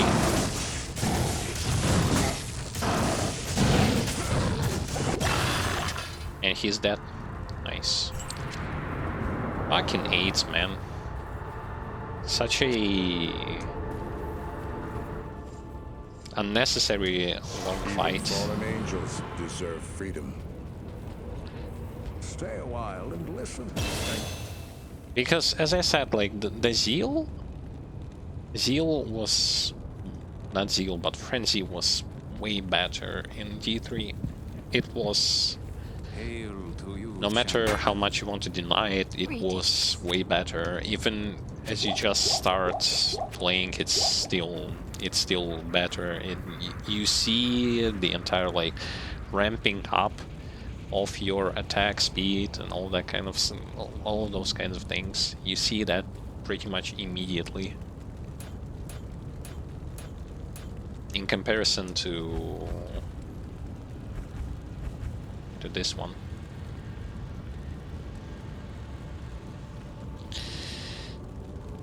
But unfortunately, okay, 25, frenzy battle orders, frenzy battle orders, frenzy battle orders, up until 28.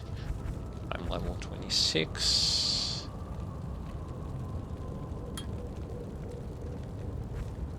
Frenzy. Battle orders, and then something else later. But yeah, this is just how things go.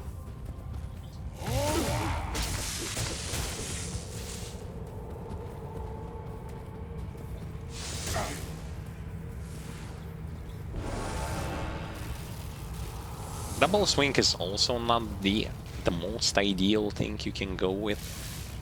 Okay, but at least it does have that attack speed that you need.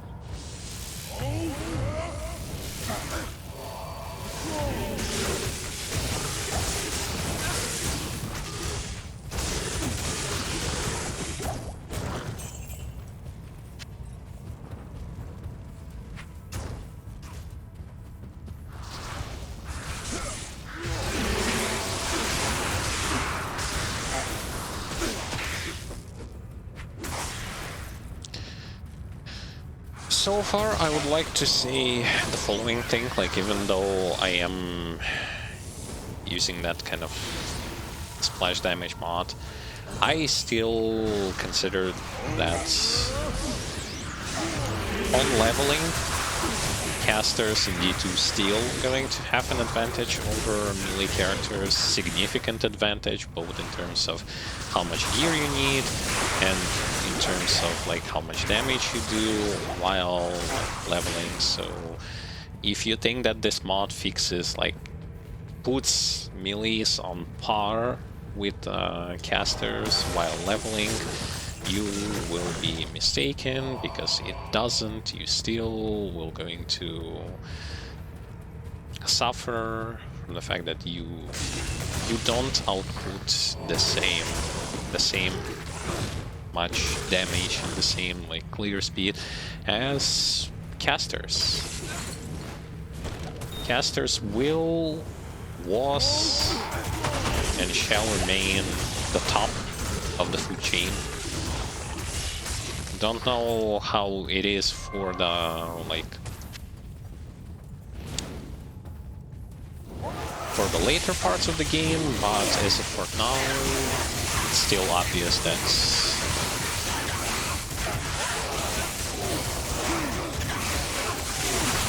casters have advantage, even with splash damage.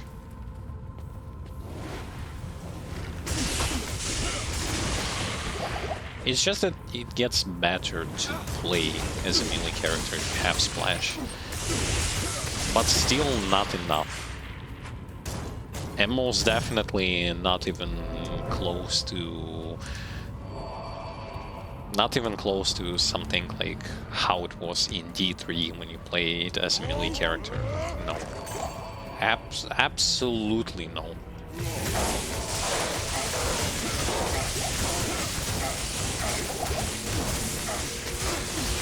It still pales in the comparison to that particular game.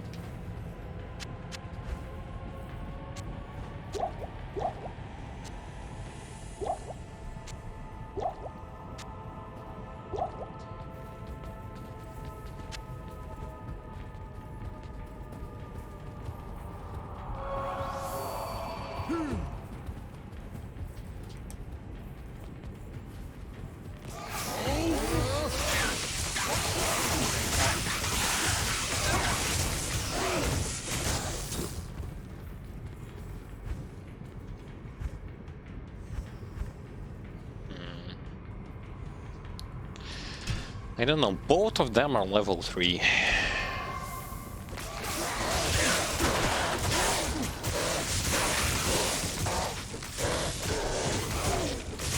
They're both level 3, but it's just that Frenzy kinda sucks. It's an interesting concept of both skills are at the same level, and yet on the max amount of stacks you still get worse performance with the skill that is the meta, one of the meta skills for Barb.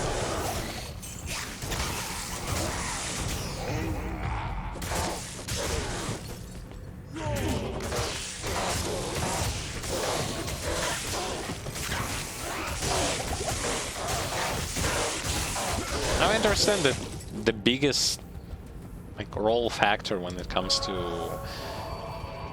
the attack speed in D2 in comparison to other action RPG games and even D3. It's mostly your weapons. Your weapons and your their attack speed.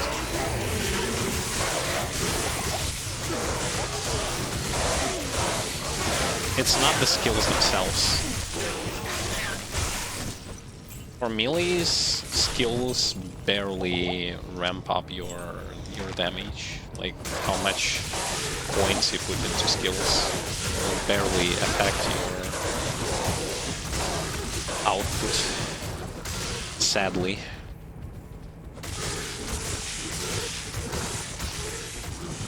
Which is the polar opposite for the ranged characters, for the casters.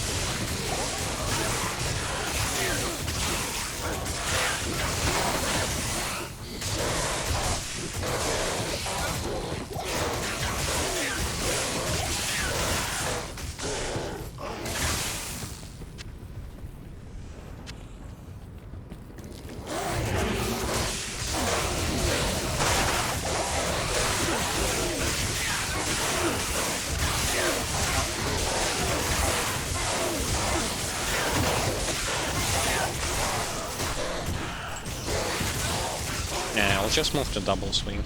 It's literally fucking pointless to use Zeal, not the Seal. I'm still messing up those two. Frenzy and Zeal. It's kind of unbearable. You put points into something you want to see it blooming with power, yet you don't see it.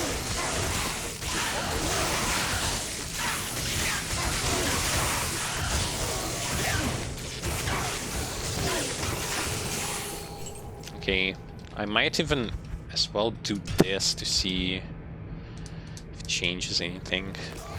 But I mean, +1 to difficulty shouldn't change that much.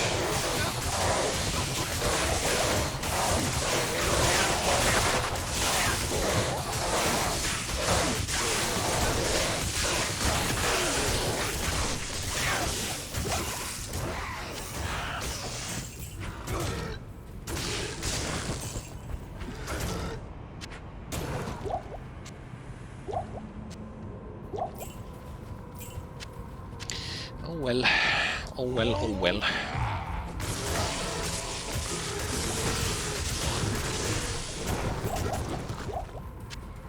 I still don't understand this.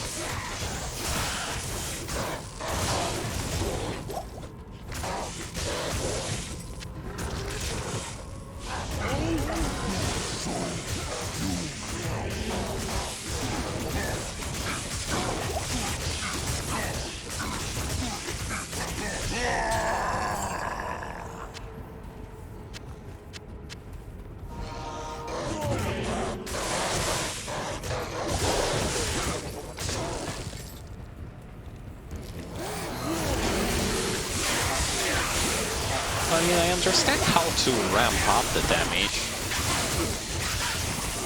I don't understand the reason why at the beginning this skill sucks so much.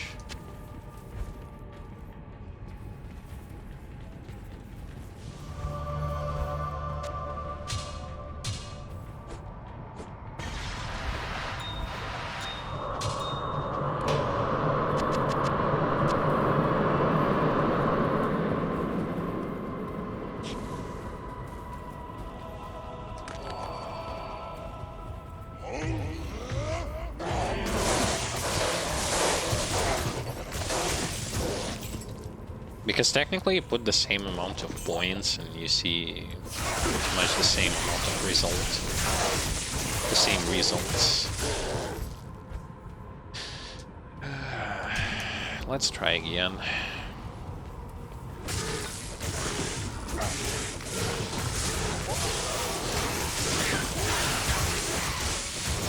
No, it's still slow.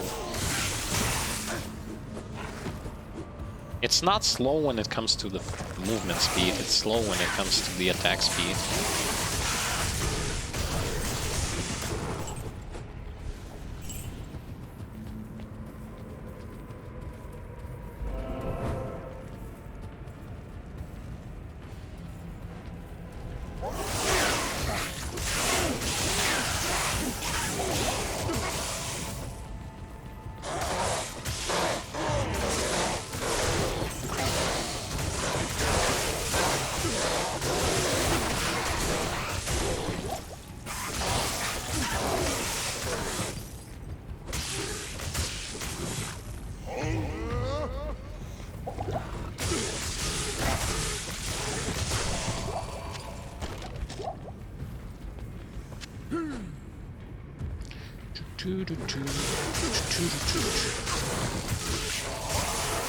Weapons are still unchangeable all the way till Nightmare, where I need to craft myself better rune lords.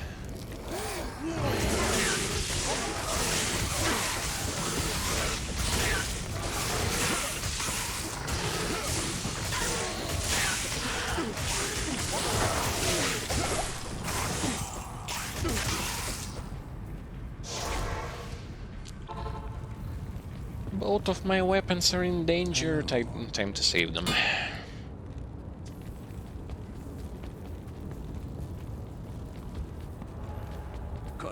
Good day.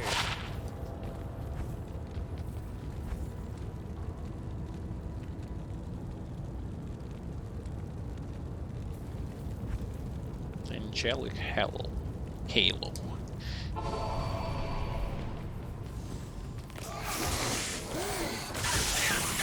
Replenish life is such a fucking garbage stat. It's not even in mid-game where it's going to start losing its value. It's even in the early game it's already bad.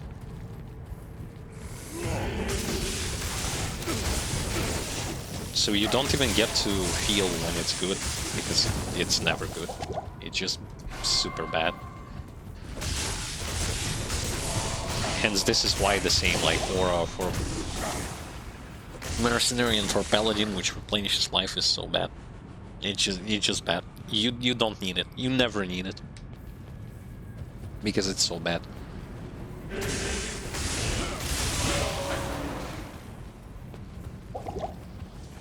Here comes the fun.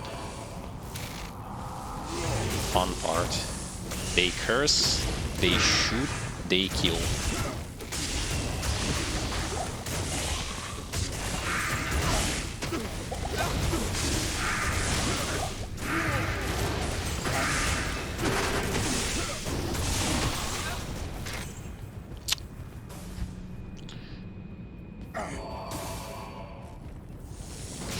Such an annoying place for melee characters. Like, not the entire dungeon, but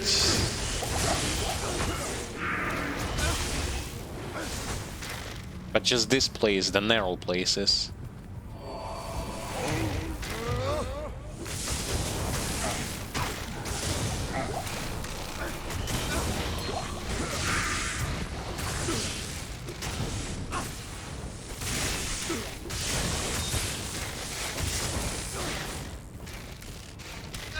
Okay, healing, greater healing, healing, and some more healing.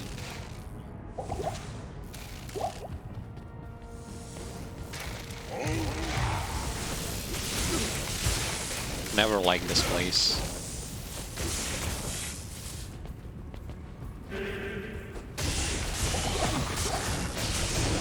like the design of those mage dudes, more like the warrior mage dudes, but I simply despise how much pain they can apply.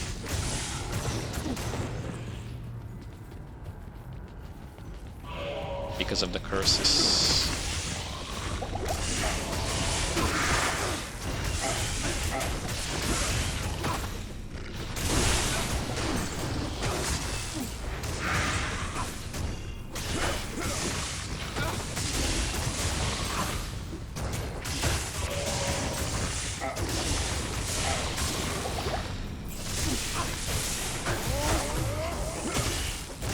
Oh yeah, I wanted to check. I have the green ring. Can I give it to my mercenary? So that he is going to have some kind of replenish life attribute. Let's see. I can't use that. I can't use that. He can't. I wonder why. I haven't checked what sort of items he can wear in those slots, but I thought that the green was the way to go. Apparently not. Well, I don't have unique rings, so I cannot check if it's only like unique, can wear unique items. Or maybe on normal he cannot wear additional.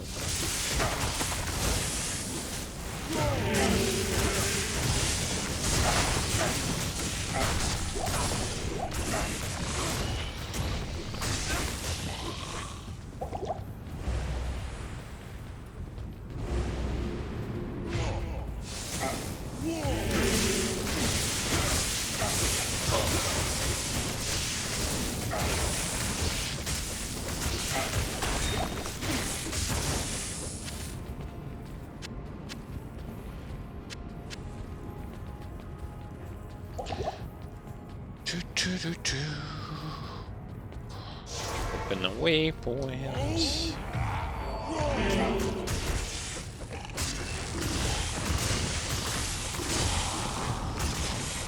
The AoE gives, like the splash damage gives some form of advantage.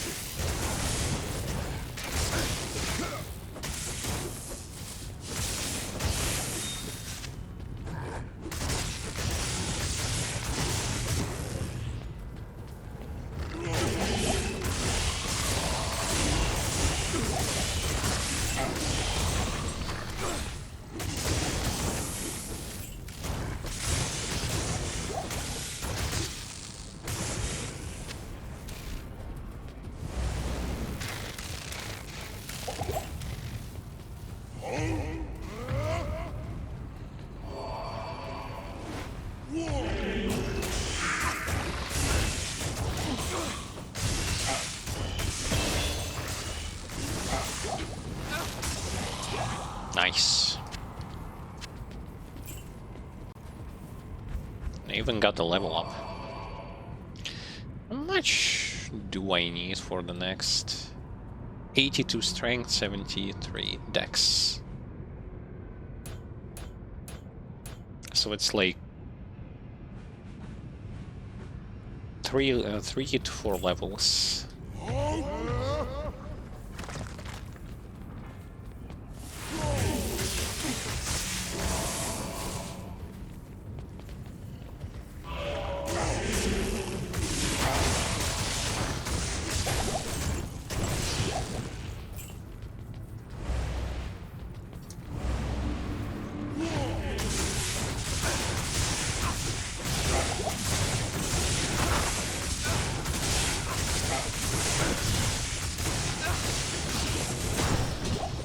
Sweet.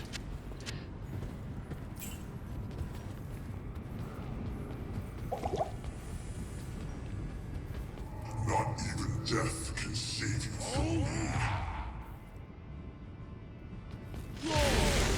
Oh, shit.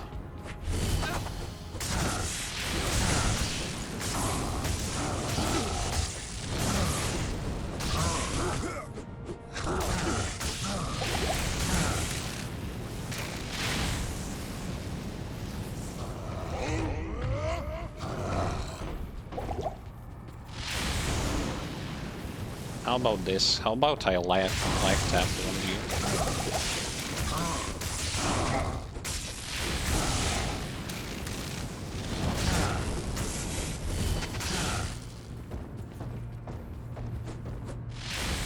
Doesn't seem like a good idea, does it?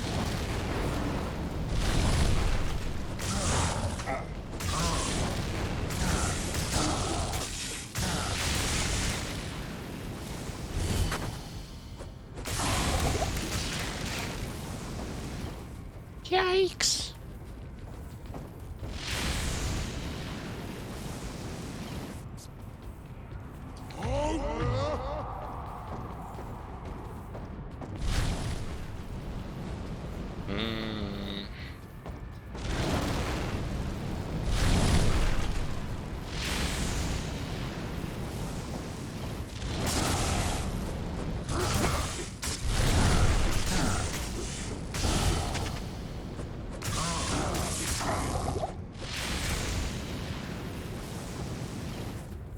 Well, he is killable. Just likes to do that too much. Yeah, see?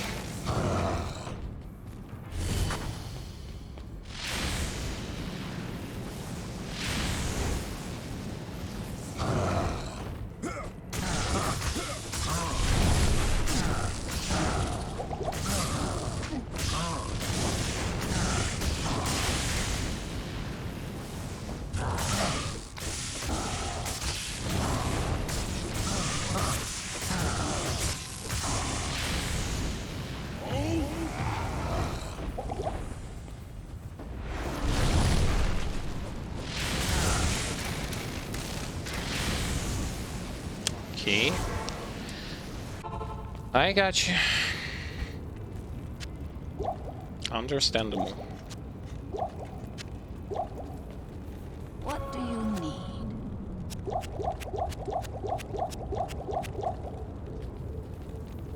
What do you need? Well, I guess this plays huge role.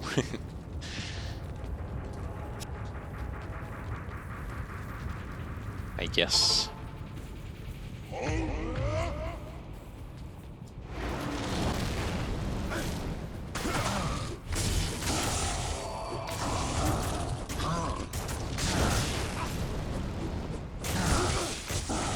Thanks. Why do you aim at my mercenary, you stupid shit?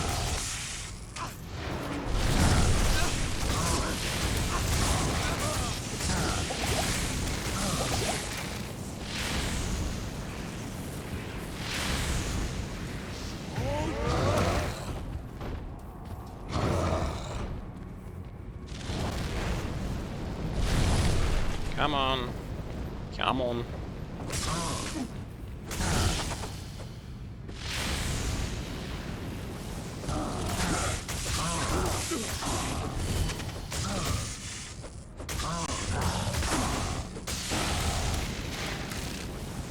No.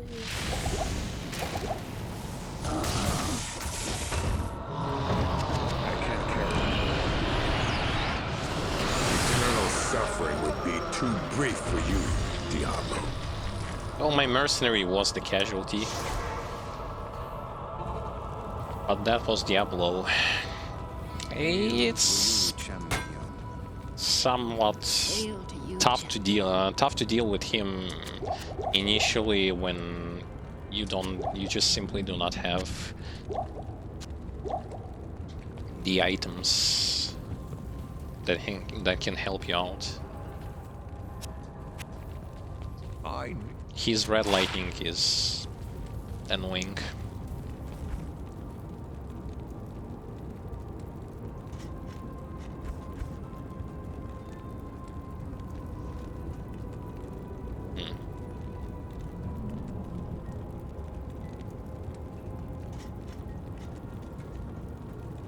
More defense, more poison resist, but no lifesteal. I'll put that to good use. I'll put that to good use. I'll put that to good use. I'll put that to good use. I I'll put doubt that to good that use. it's something that he would want to use. I really do. So I'm just gonna sell it.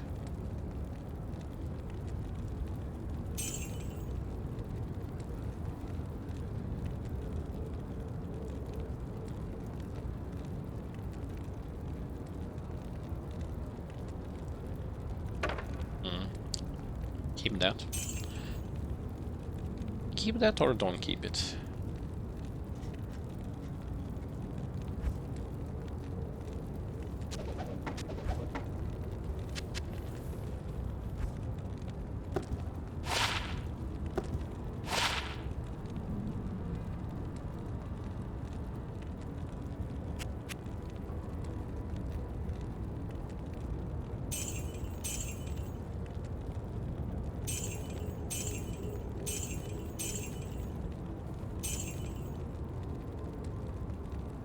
Enhanced damage.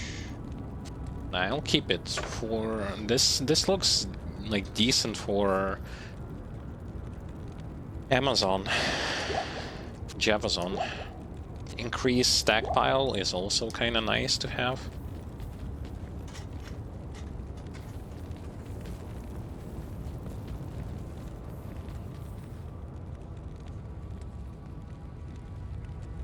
So that you won't have to run towards the town that much.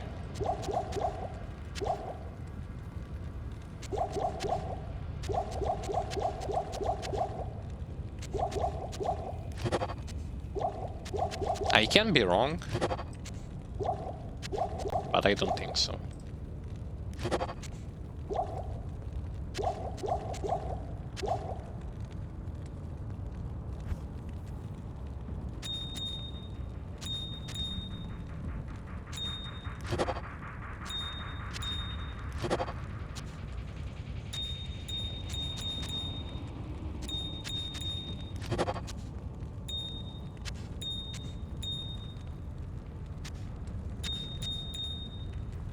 Already getting those quality gems, which is a nice pick overall, because you will going to need them a lot later on for re-rolling the gems, like not the gems but charms, grand charms to get yourself some skillers,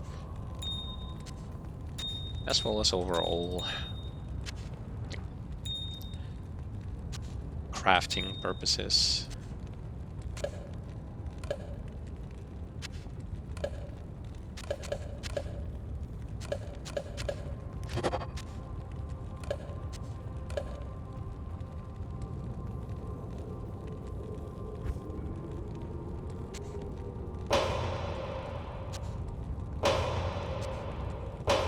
Those are already for the nightmare difficulty.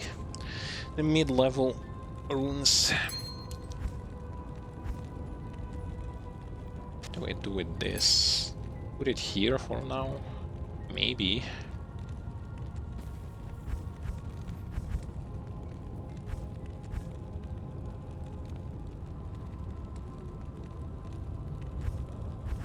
I'm level 27 and 28. I get the iron skin. So for now, either frenzy or battle orders.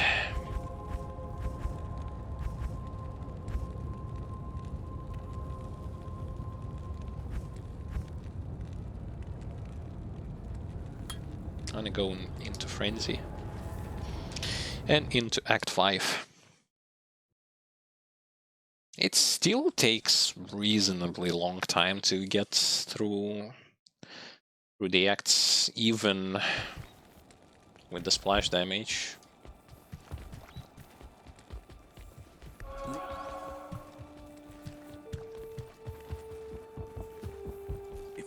Afternoon.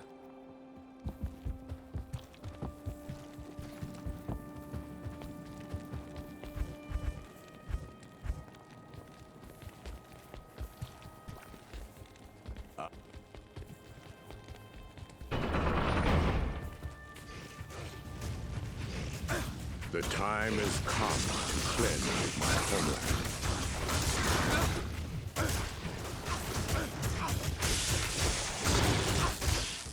I probably should have used for Diablo. I could have removed the charm with the splash damage to increase single target damage a bit. I should probably do this when I fight against bosses that don't summon anyone.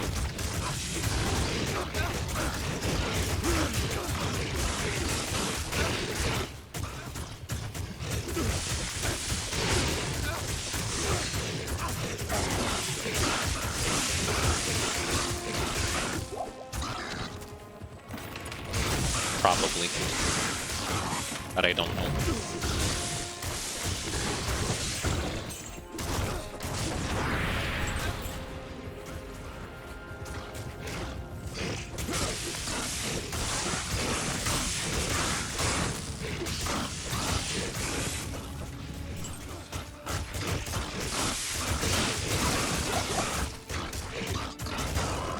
See, it's hard to tell unless you try.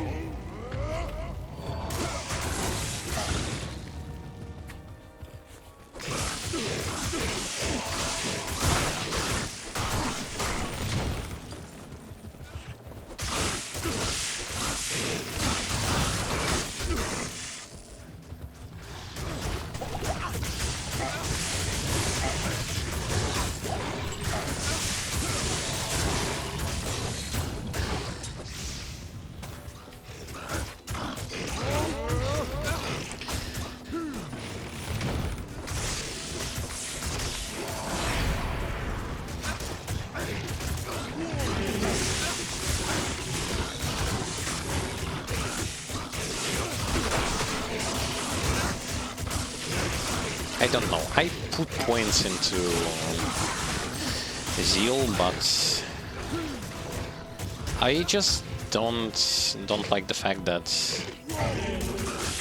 for a skill, that's entire purpose is to ramp up your attack speed and combat stats. Like when you swing more at targets, you get those stacks. It still feels so fucking weak.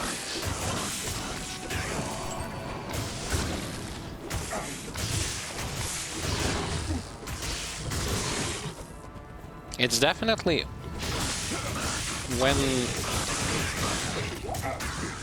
you take into account that problem has to do mostly with the fact that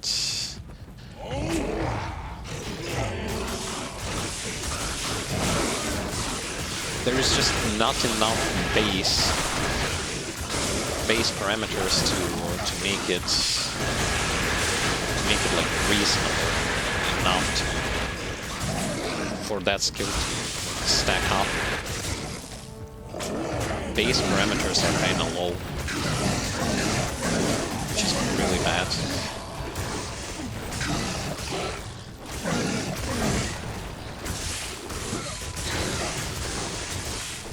And I don't know why they are so desperately willing to add another synergy for the skill instead of just looking at the fact that the base parameters are somewhat fucked, unfortunately.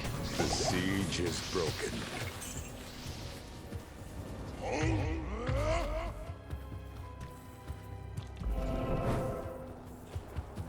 The base parameters are fucked, which makes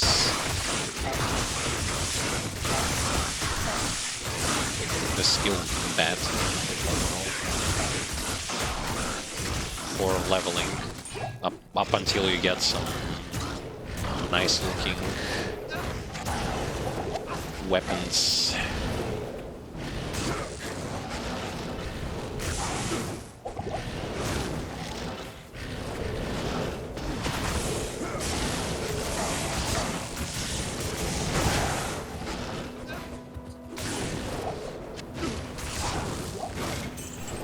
I even decreased the difficulty to players 1. It still takes a while to kill those things.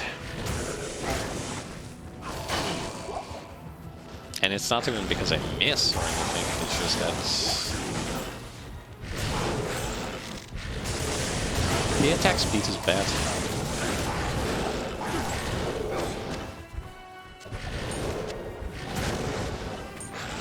Fuck, I'm throwing away. I'm willing to throw away arrows, instead I'm throwing away charms.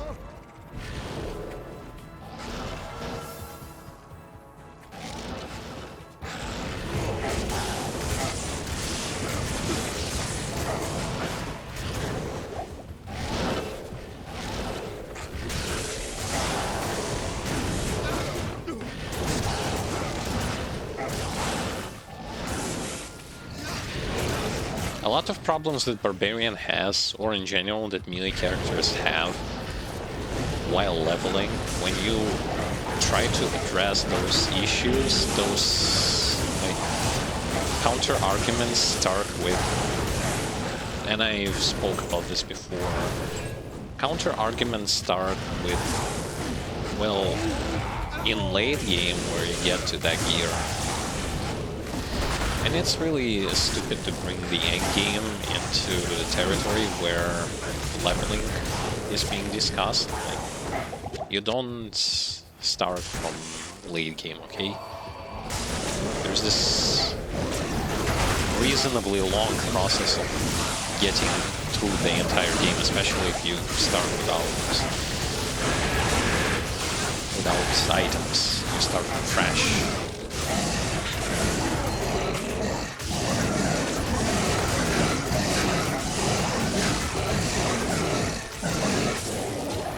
Anyway, I'm willing to do one thing here, which is related to audio and to monsters.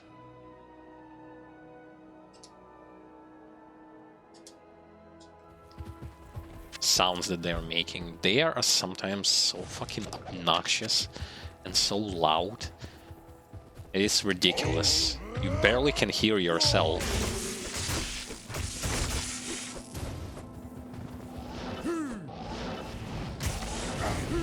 Let alone trying to hear something that you're trying to see.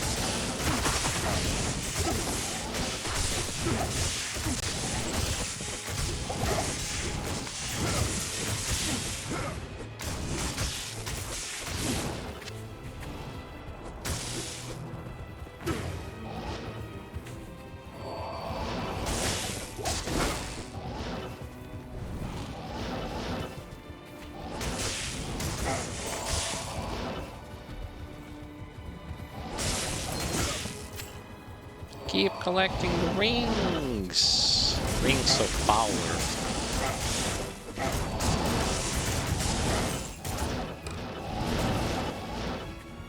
Okay, at least my mercenary is alive.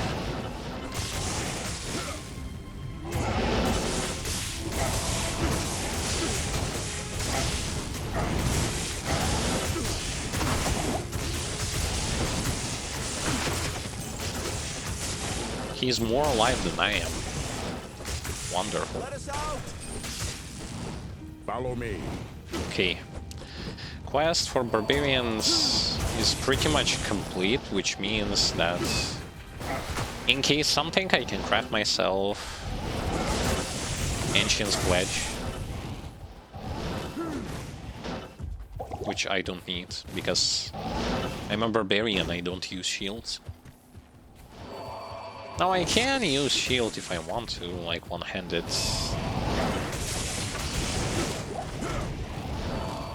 Shield and a weapon, and use the Berserk as your main attack skill.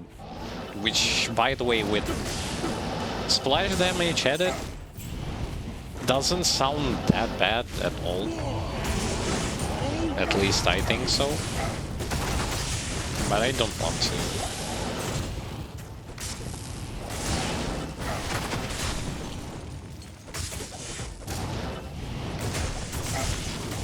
To get rid of all of them so that I can open the chest.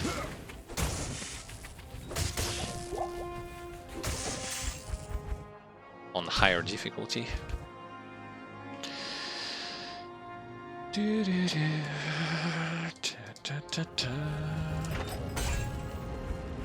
It didn't do anything. Nice. Well, not nice, but... Not nice, but nice.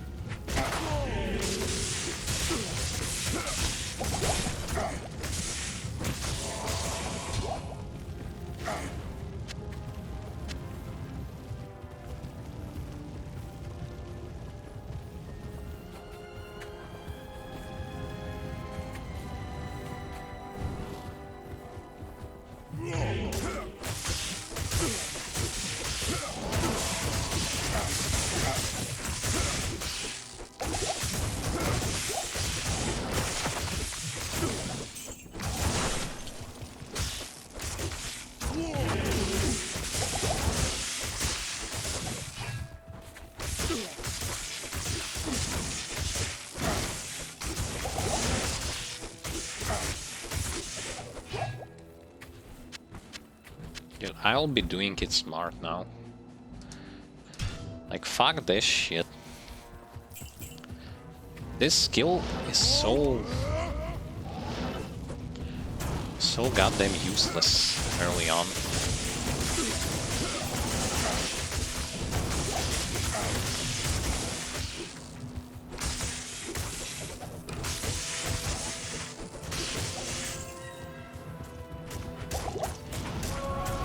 The second one is also getting useless, but that's understandable, you don't put points into it. How will it not going to be useless?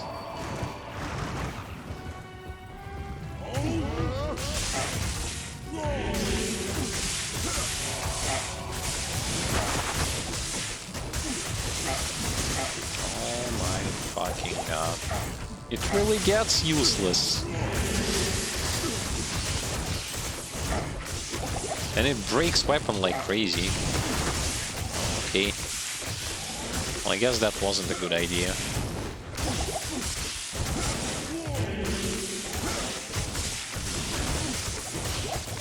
Or maybe it was. It was just the fact that those guys were tough.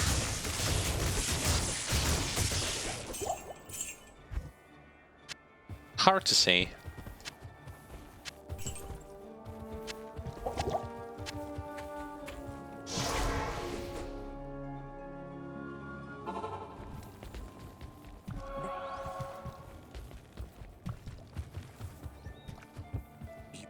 Can I help you?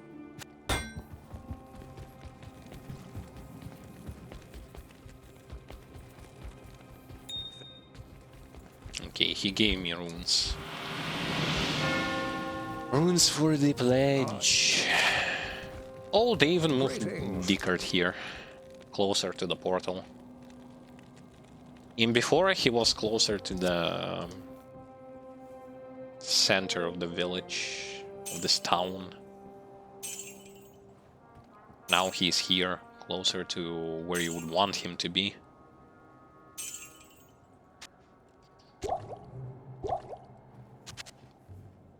Okay, nice.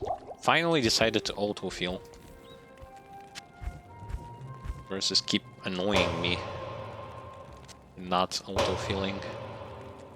Oh, I have those. A lot of those.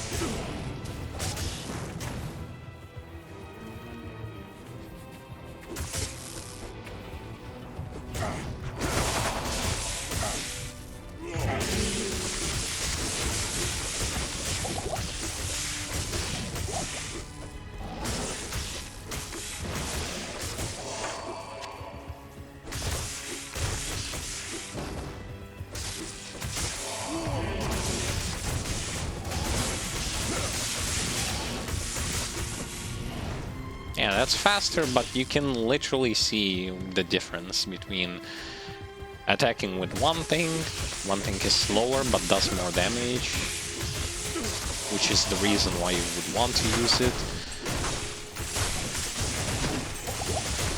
The other is faster but does less damage because you don't level it up. It just sits there.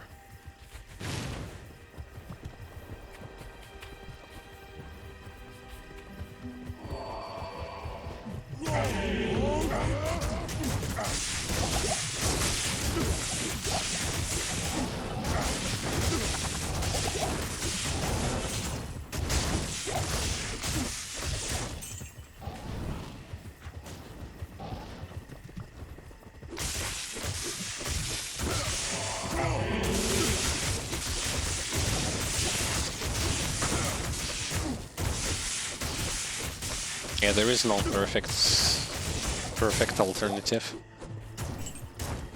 I was thinking like using one thing over the other would be fine and all, but turned out not so much.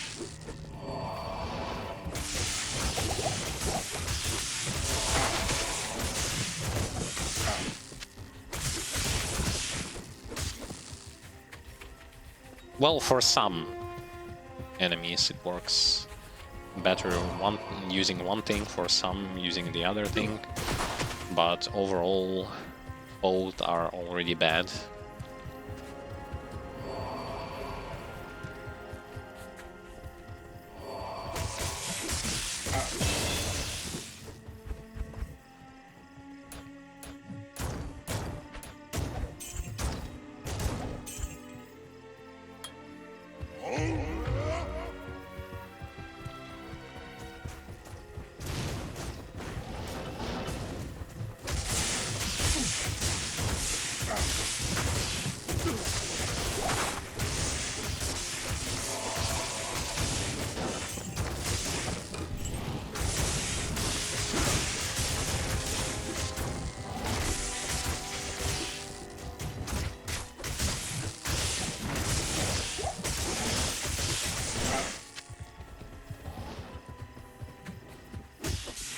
How about if I put this here? Where is it? How much of a difference will there be?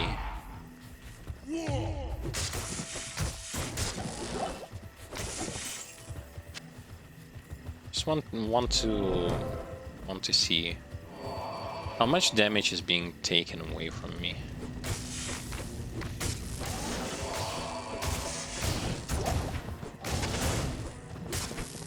Not even that much. Yep.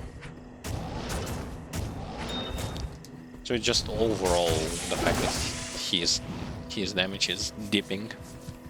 Okay. Well, I'm playing a melee character, so I tend to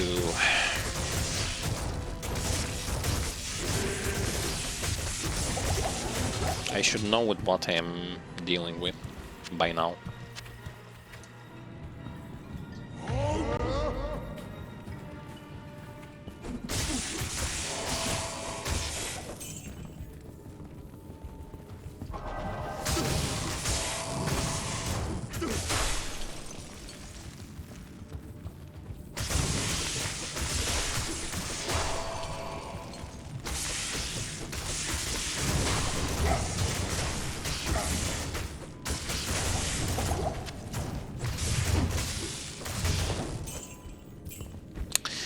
I have a thing that I want to look at. Oh, it scales from double swing. Nice. I was thinking it didn't.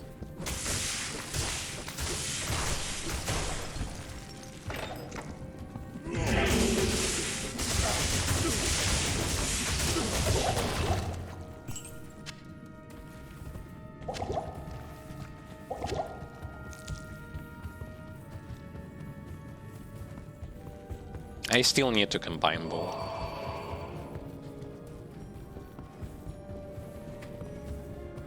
Need to combine both things at the same time.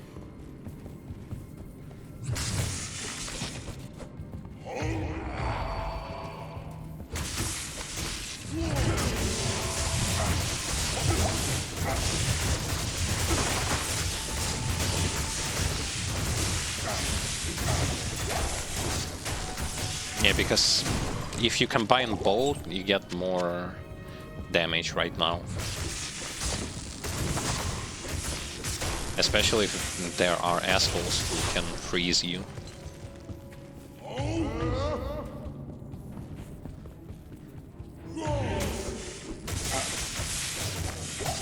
And combining it is, okay. My weapon is going to break like no tomorrow, but...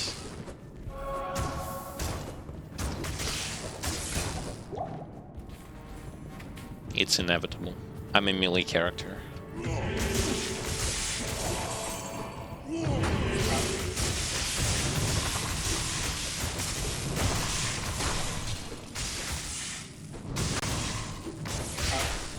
See how slow he attacks when he gets frozen with frenzy?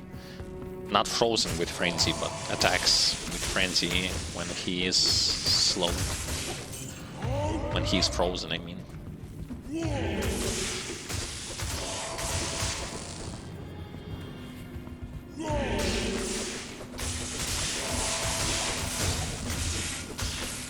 Fine, fine. I'll use a combo. You want to.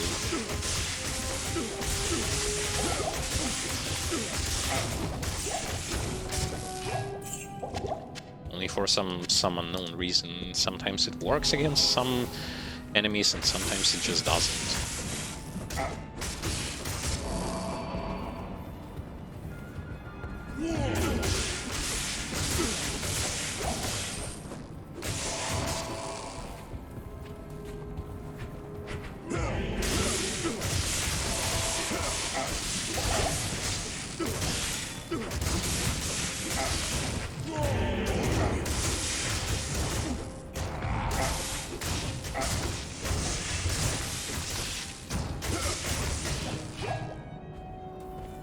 What a strange shit.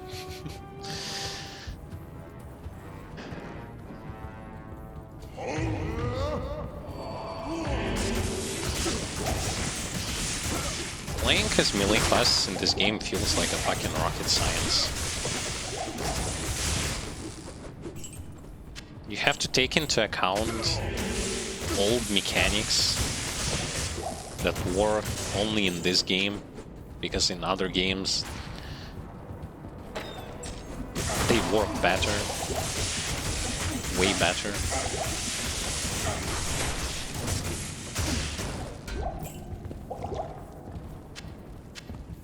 You just have to do this mumbo jumbo of things to make it work.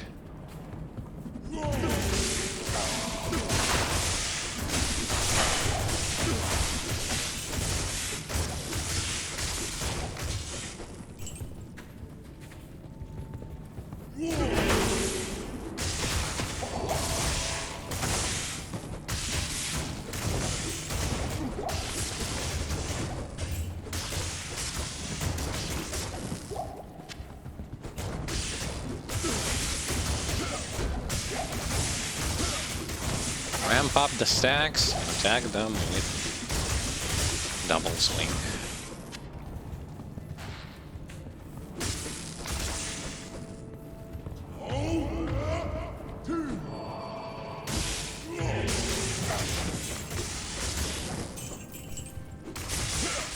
I only now understood that those guys don't use charge attacks up until hell difficulty.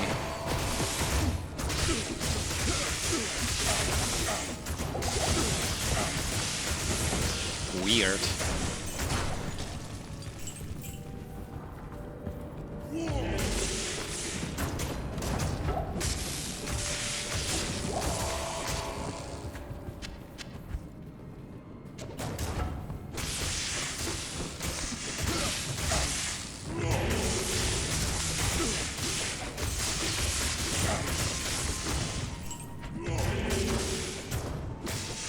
Then the worst thing is that you're kind of obliged to use both one skill and the other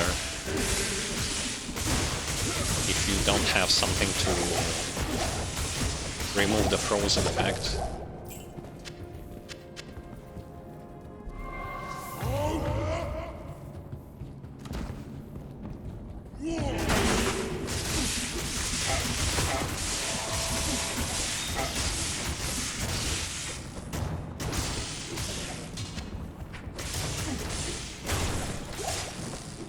Okay, where is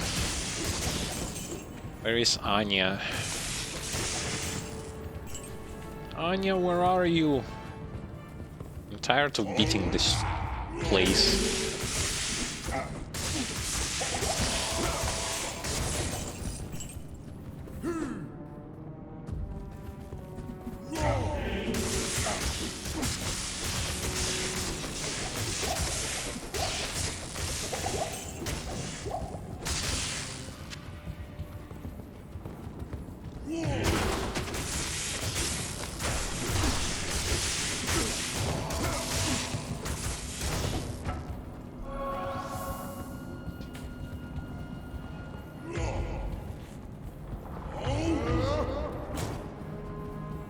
And it was the wrong way as usual.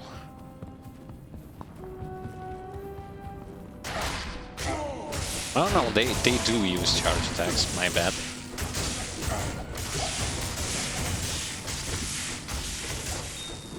Then why weren't they using them? That's an interesting question. Because usually they like to spam them.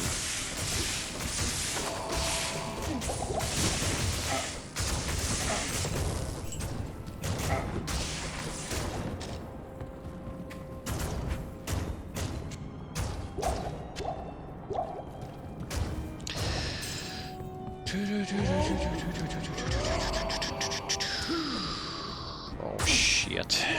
Jump straight into Yetis.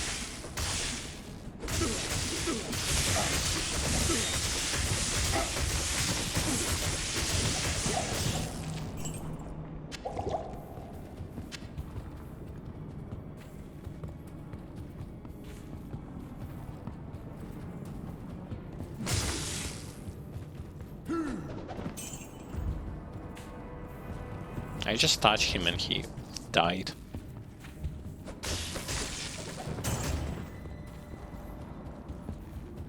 The only problem is I cannot entirely kill them. They will going to get back.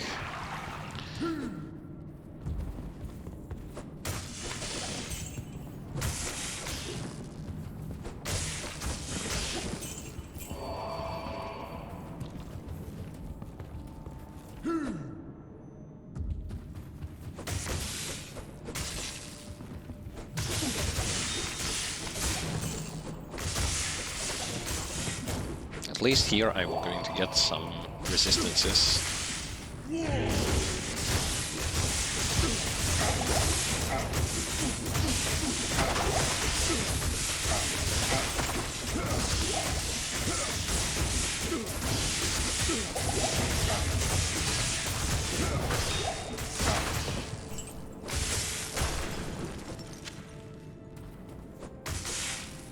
See how slow he attacks? Like super slow.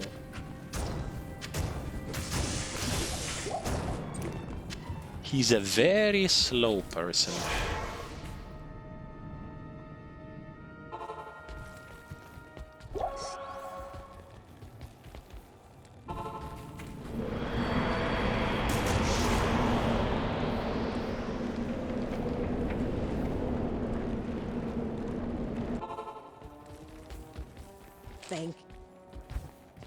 Okay, give me the res. Give me the res. Nice. Good day. Now my resistances are still shit, but they are less shit. They became less shit, but they're still shit.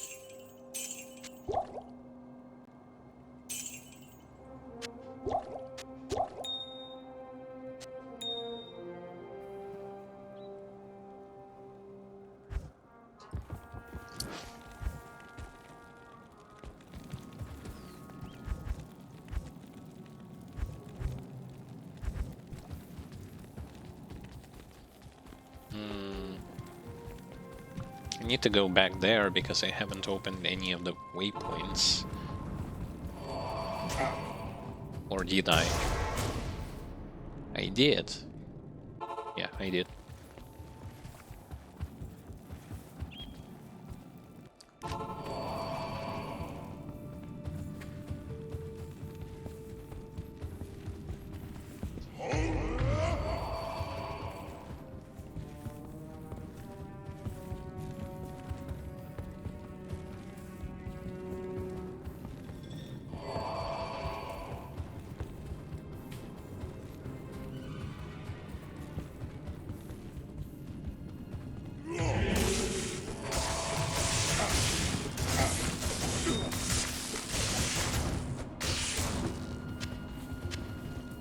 I'll be farming Mephisto on Nightmare like crazy. Not because I like it, but because how much I need that.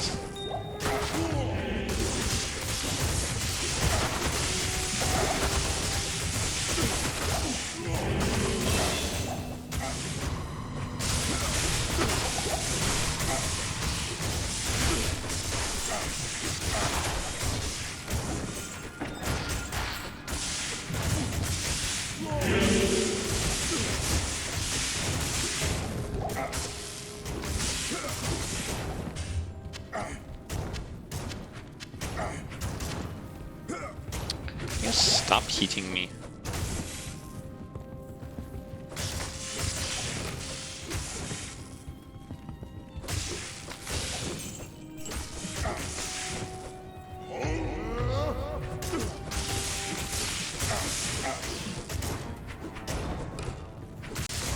Oh, I leveled up.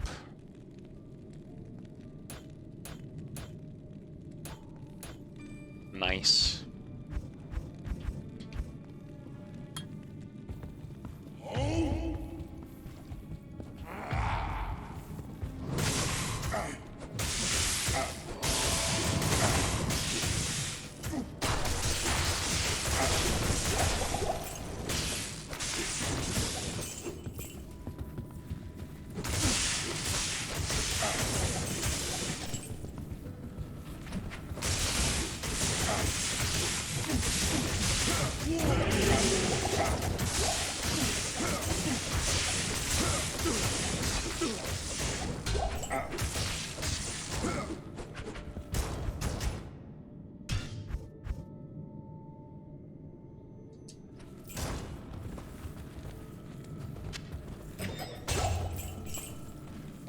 Oh, there is nothing here.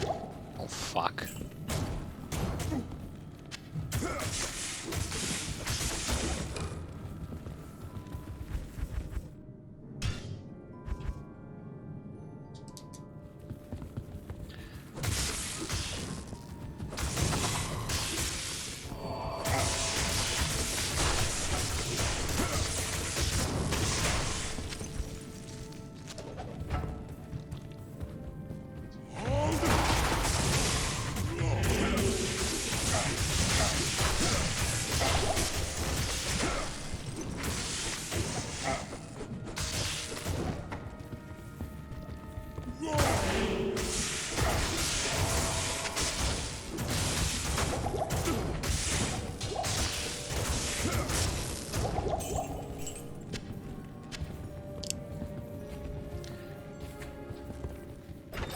I would say the speed is decent for the beginning, especially with a fresh start, but at the same time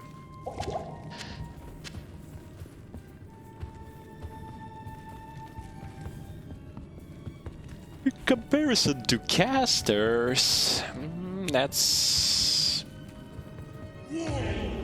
kind of slow.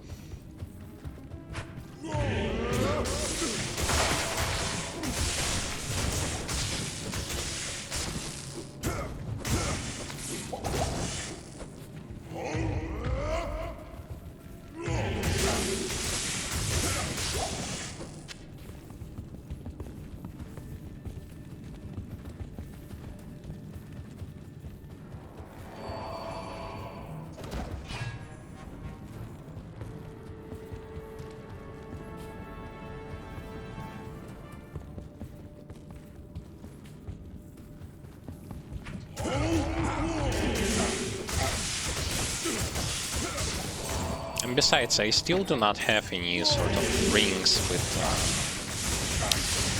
not rings, but gloves with attack speeds and other items. Those are all items that you normally get on, like, higher difficulties. Right now, it's kinda impossible to get them.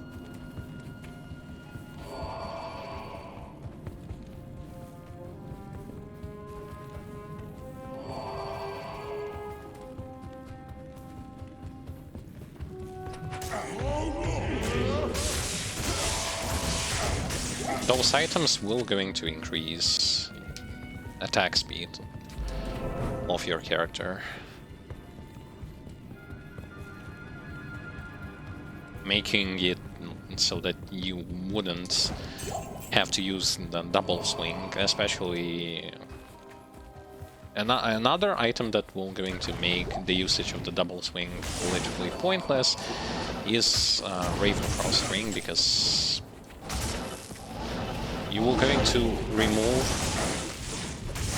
the fact that enemies can freeze you, which in return, of course, will going to give you a huge advantage.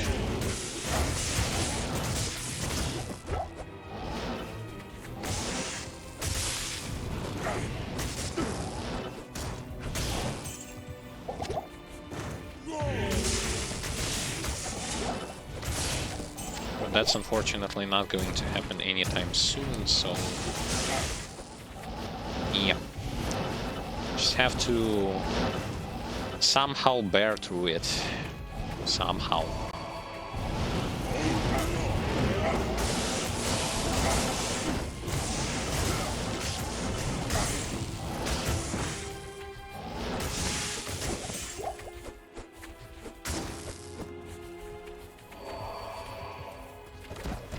On the other hand, I still haven't died.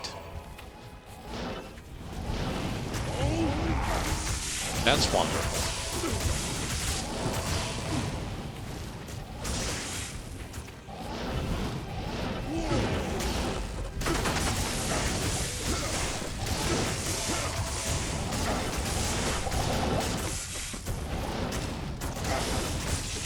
By the way, this sort of lineup of monsters, if you get something like this on, say, Nightmare or Hell, is probably, you may think like, oh, it's a lot of those like range guys, but at the same time that's probably one of the best lineup of monsters for Frozen Tundra that you can get for yourself. The reason why they don't do much damage, they die really fast, their pattern of behavior is kind of friendly. They get in your face and just die. If you have your fire resistances at around 60%, this is going to be extremely easy for you. You're just going to demolish everything here.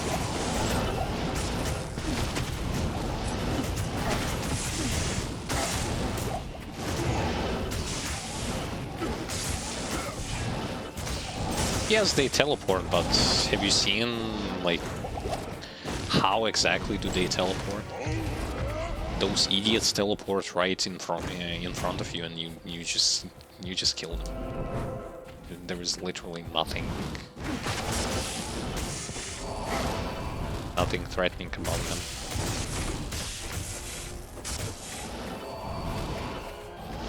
Burning archers, burning mages, like all that shit is going to be annoying if you have to deal with those. But those guys are kind of funny. They die fast, they don't do much damage whatsoever. They barely even do any sort of damage, come to think of it. And you kill them super fast.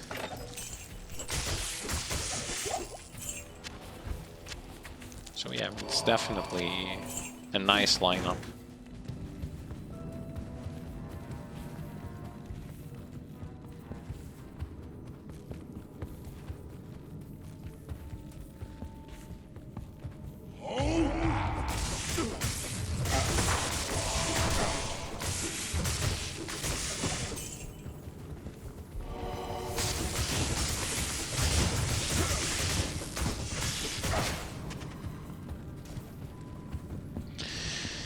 Just here for the waypoint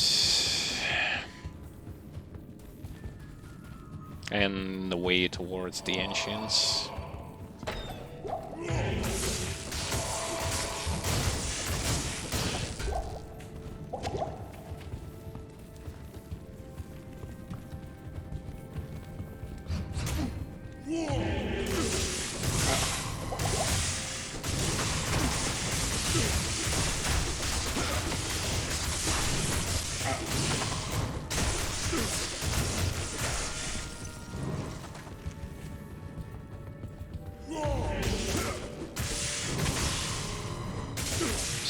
reason why you just absolutely, if you're new to this game, by Nightmare Act 4, you should try to get yourself Ravenfrost Ring or something which is going to have like similar effect of making sure that there is going to be the cannot be frozen effect, not half freeze duration, but cannot be frozen effect. As something like this is literally a lifesaver against obnoxious fuckers that like to freeze you. They do it with joy.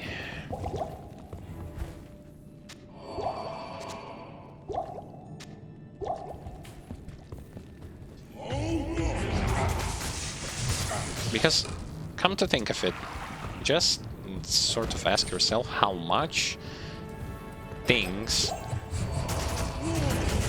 are going to be virtually impossible for you if you're going to be frozen.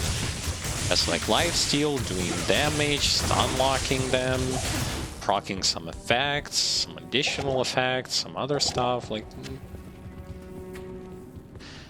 you just get the idea. Get the Ravenfrost Ring. Drops from Nightmare Mephisto. Just go and grind him.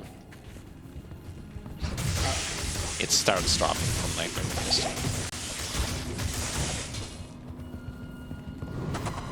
A lot of items in this game, well, pretty much everything is a world drop, so everything can drop from everywhere.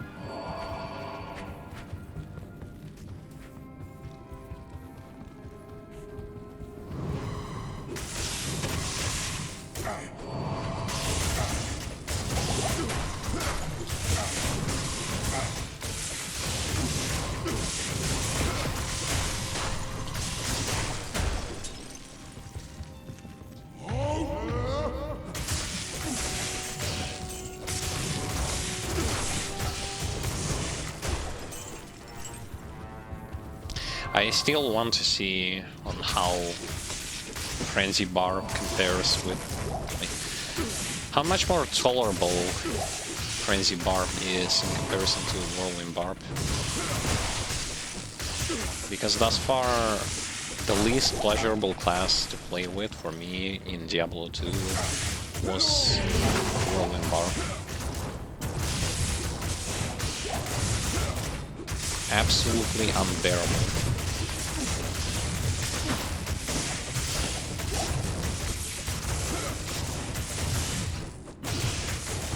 I hated playing this class.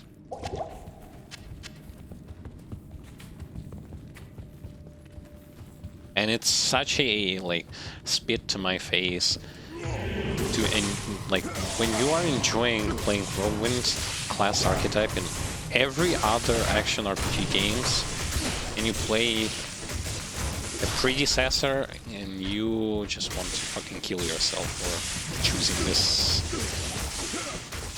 character.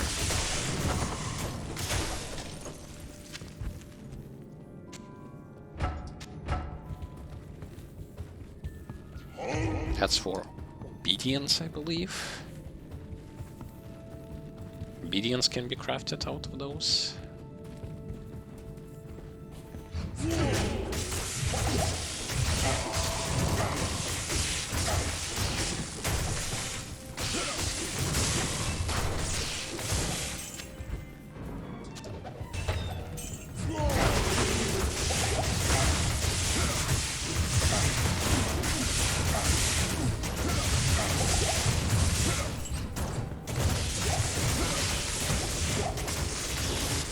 I don't know what on me procs the Frost Nova, but it's such a lifesaver.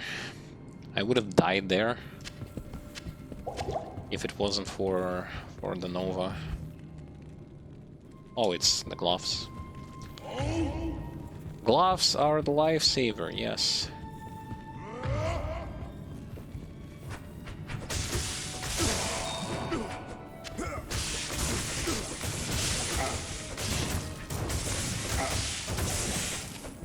Have to wear only the best pairs of gloves, especially during winter.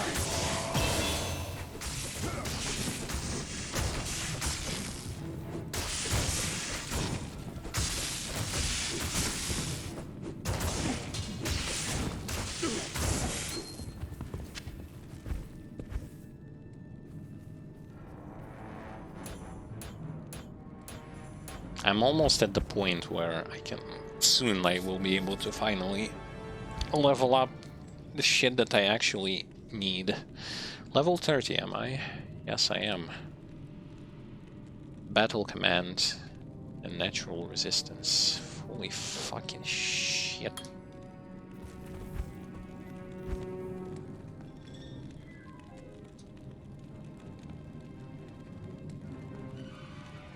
Okay, let's do it like this.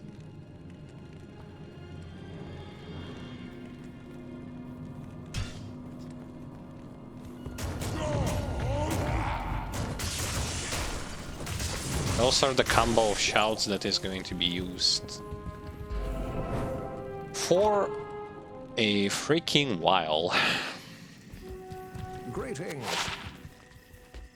Evening.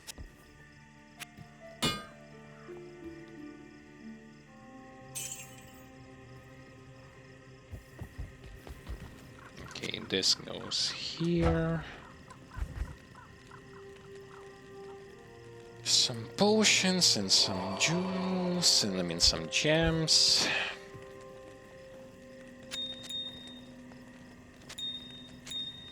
By the way, good question. How do you like to play this game? Do you like to play this game with the controller?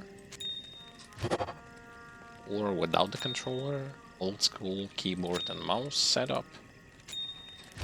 Because as you can see, I use both, because oftentimes, especially when you need to like fast combine items and do all the routine sort of stuff, doing it with a keyboard and mouse is still faster, way faster. Especially with like if you play with the mod that has like huge inventory space and stash space, this is even more relevant because you get to browse through even like wider selection of like wider section of space.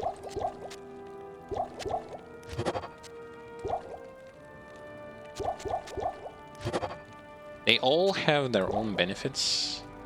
I think using both is the way to go, but it depends. It depends on how you personally want to play it. I play it with both because I think that for me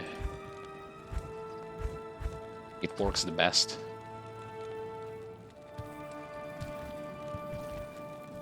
How do you craft obedience? I want to see. Can I craft it on this difficulty? Obedience.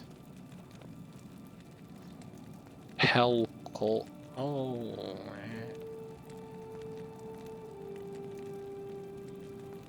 You can't. Fuck.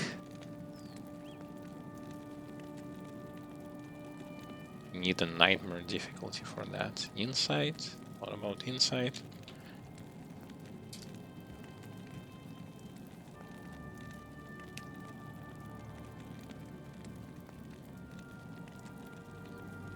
Soul. Soul can be combined to Ammon runes. Do I have 2 Ammon runes? No. I'm there, but not there yet. Yeah. That's because you need to get to nightmare difficulty.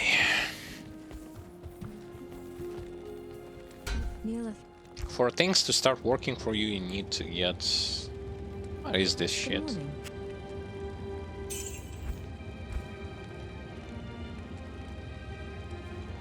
And with her, you need to search for spears that have +2 to shouts. I believe on Nightmare you do this. She sells spears with plus shouts. And you need, I believe, +2 or +3, something like that. Hiding place.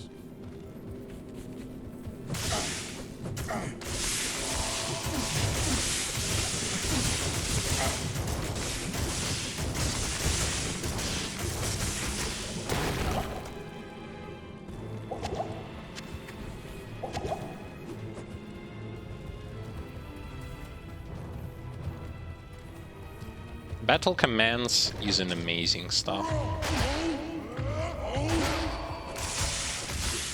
It boosts all your skills, gives them +1, I believe.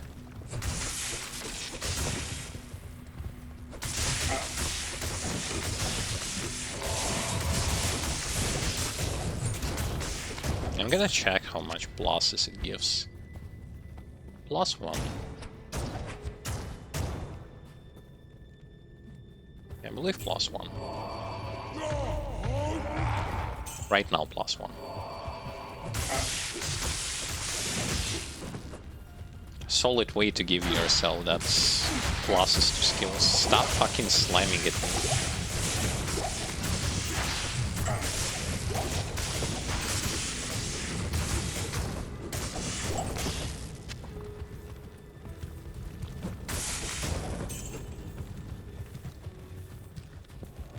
I want to get myself to Nightmare difficulty as fast as possible, because usually that's the difficulty where you can literally start farming. Farming for items, farming for good rune wards, for your other characters.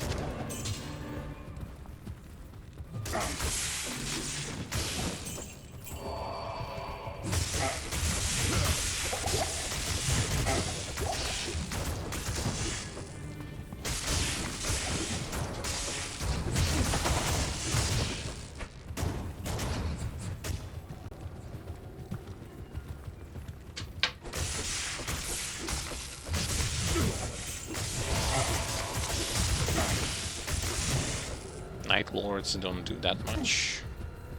Lovely. That's just the first difficulty. They will get their comeback eventually.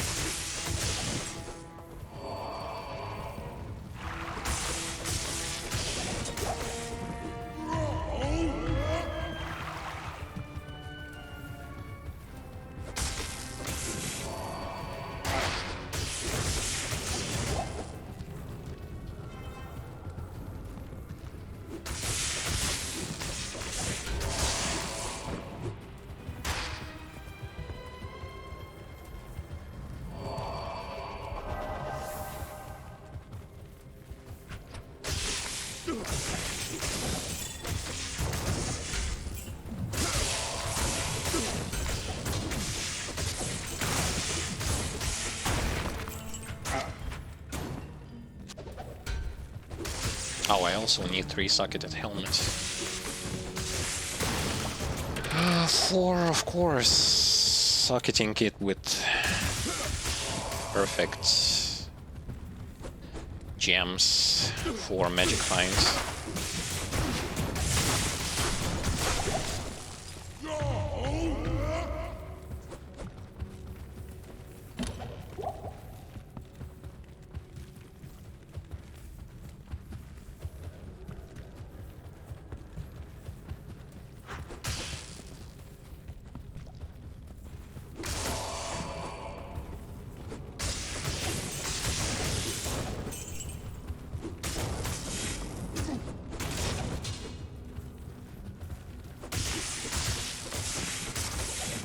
I don't know, I really want to see skills that give bonus to stamina get rebalanced. entirely.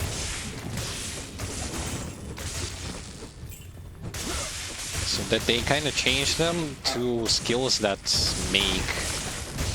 make more sense. Because stamina doesn't make sense whatsoever. You reach the point of where this is a useless parameter so fast, but then you find late game items and some of your skills give you that bonus parameter, and it's like, why? Why? It's useless.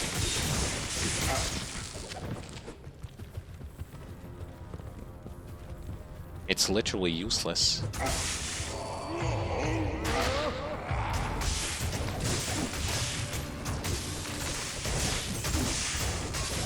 And then they want to make it so that Barbarian's main attack move is going to scale out of out of bonus to stamina. This is so bad. It's literally bad. It's bad because it doesn't, what points do you have to, so technically this is enforcing a player to invest into a skill which is normally useless, but you just do it anyway for the sake of it.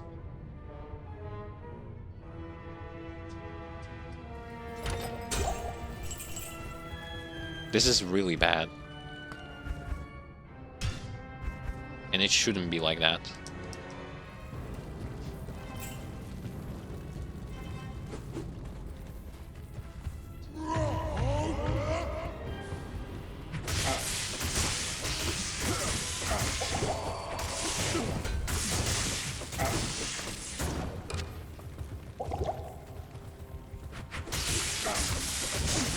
This is why I'm not excited about the fact. Like, more synergy is good, but problem of the frenzy lies not in the lack of synergies, but more so in the, again, the base stats are the problem of it. As the stacks themselves don't give enough. They don't give enough points.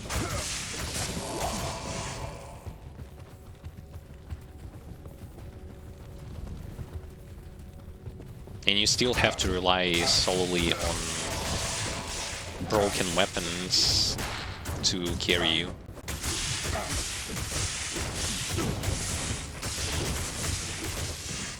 Which is the bane of existence for the melee classes.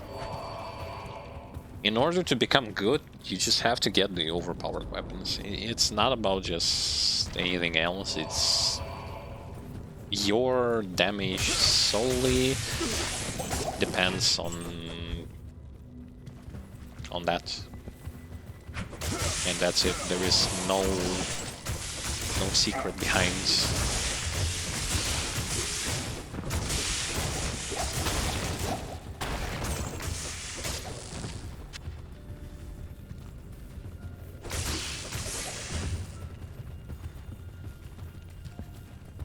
Waypoint. Superb. I think I'll kill Nilatak, I'll kill Ancients, and then it would be a good point to finish the stream for today.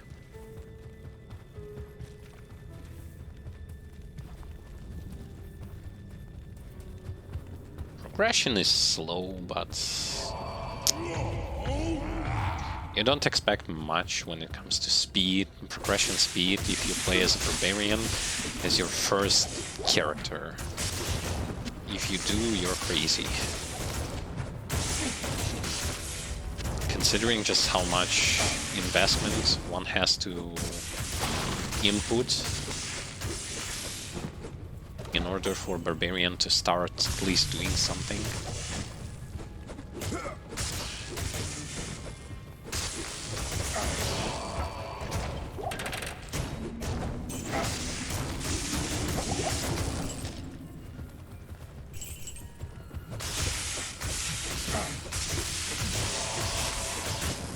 God, he attacks so I need slow. mana.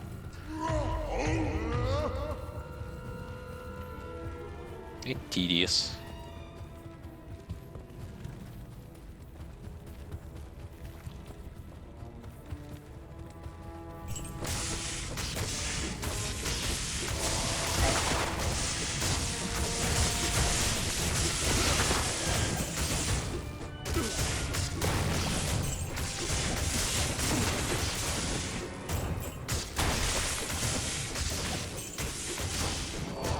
Still surprised that the Merc only died against bosses so far.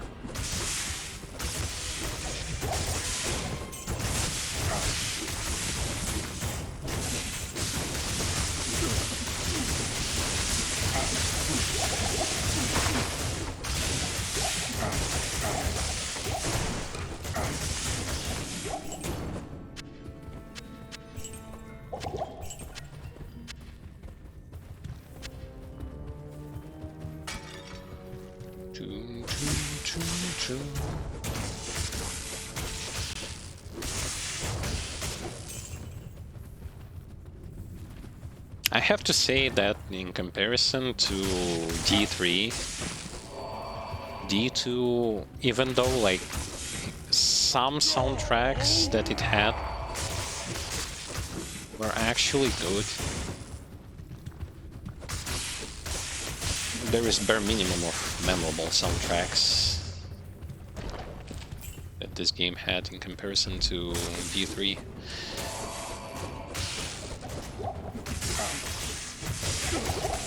Not a die-hard fan of D3 by any means.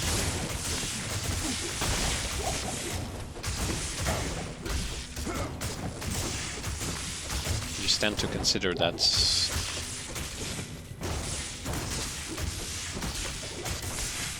some aspects of that game are just better than D2.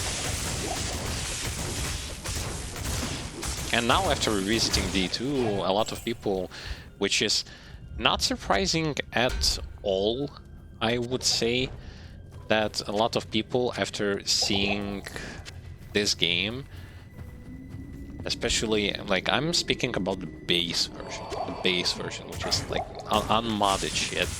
So yeah, a lot of people who've seen that game, it made them appreciate D3 even more.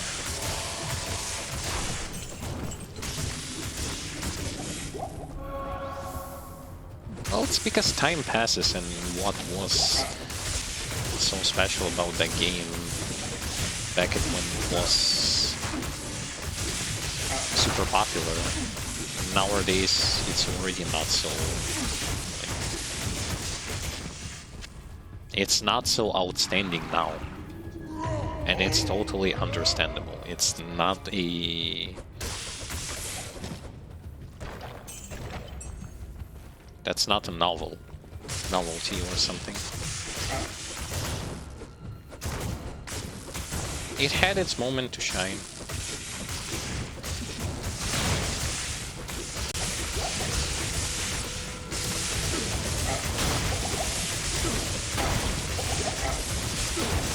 Don't worry, I'm gonna fucking kill you. Stupid shit. You have no idea of the power you face. Oh, I have an idea. I have a brilliant idea.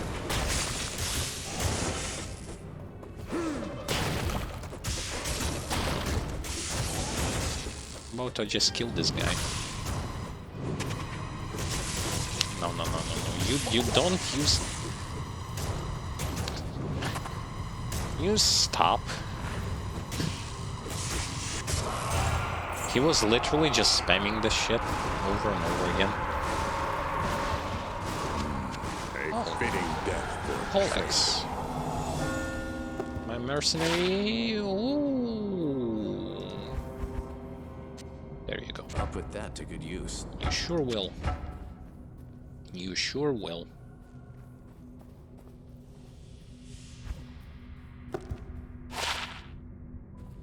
because that's a very, very nice improvement. 29, 28 lightning resist, that's good.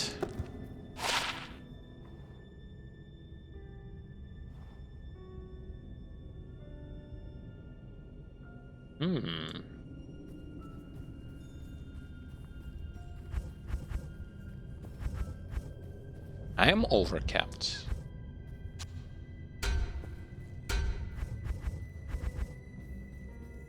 This should be nice. This should be a good replacement. Good evening.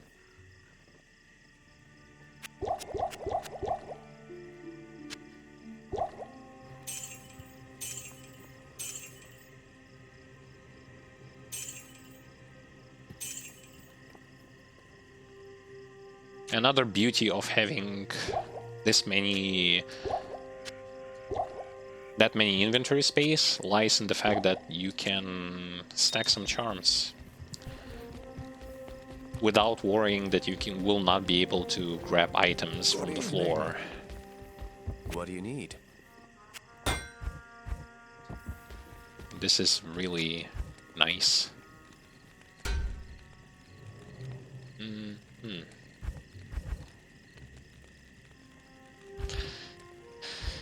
My next step are the ancients.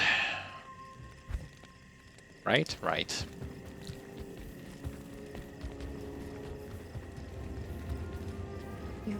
Can I help you? Yes, personalize this. Not here. Because it doesn't matter. Do you have... I think it's not on this difficulty. Yeah. Okay, so quick ancient skill and then we are going to banish. First I'm going to run towards that place. Then it's over for them.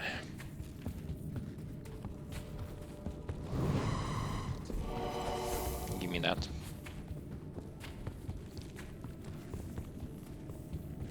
Because depending on what sort of lineup of ancients we're going to end up with, some bonus to resistances might actually save my ass.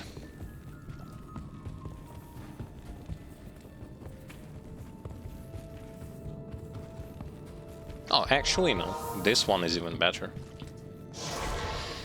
1, 2, 3.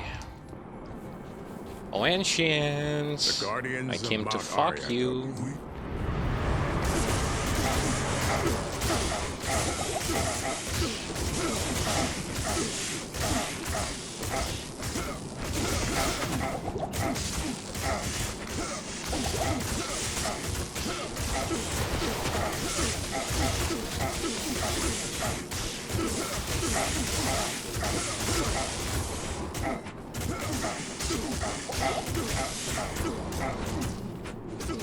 Come back here.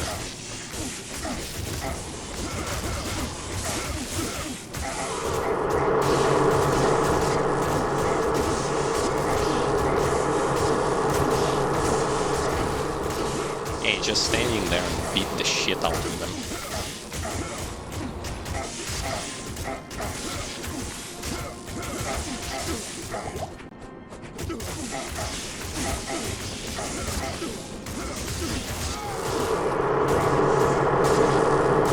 Misses sure suck, but okay, the fight itself is not that hard.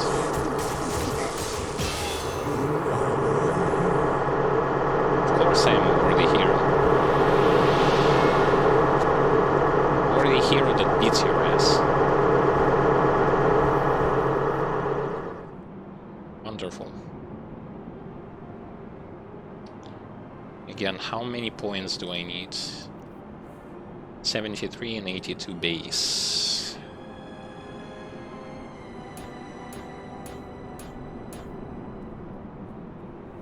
It was 84% chance to hit. I don't really think that it was that much. I seriously doubt that. Sincerely.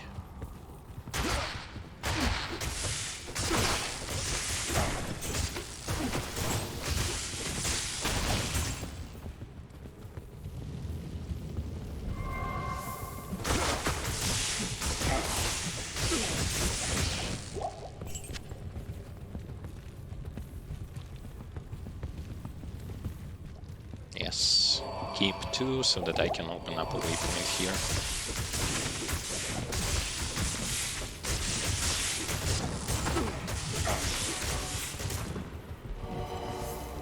And the waypoint. Fine. Back to Harogath. Heal, buy some potions, and we're finished for today. Yes, you all knew. Okay, guys. This is pretty much it for today's stream session. If you've missed what happened during this stream session or the previous one, where I shown in detail some information about what mods I was I'm using, you can check them out as a video on demand on Twitch. Additionally, please check our YouTube channel for highlights, edited content, raw footage, video on demand, all that kind of stuff for various different games, not only Diablo 2 related, but there are a lot of videos related to Diablo 2 as well. Additionally, please consider supporting us on Patreon, as well as following, subscribing, in order for you to support us and in order for you to be able to get something in return for that, such as videos, ahead of schedule, perks, some unique features, all that kind of stuff, or whatever type of support you decide to go with. Check our social media accounts if you want to keep in touch with us directly and see what's going on there as well. But as if for today, I would like to say thank you for all of those of you who are watching, and so for all those of you who will be interesting to give those mods a shot. In order to relive your Diablo 2 experience, maybe you're bored of base Diablo 2 resurrected version and but you still want to play it, you can play with those mods installed. Easy to do so and doesn't require too much time and effort from the one who is going to be willing to play with them. I think that's all what I wanted to say. Next stream, which is going to happen the day after tomorrow, we will going to finish with the normal difficulty as well as progress into Nightmare. I think we will progress as far as towards Countess, because I will going to have to farm her a lot in order to get obedience, insight, double black runes, and some more stuff. There is a lot that this is the problem of why playing as a barbarian tends to be on the bad side of things, especially from the fresh start, because you need so much just to be able to progress, do those baby steps through the difficulty, that it hurts. We'll see how things are going to go. Anyway, thanks everyone. I wish you have a great time, and until next time.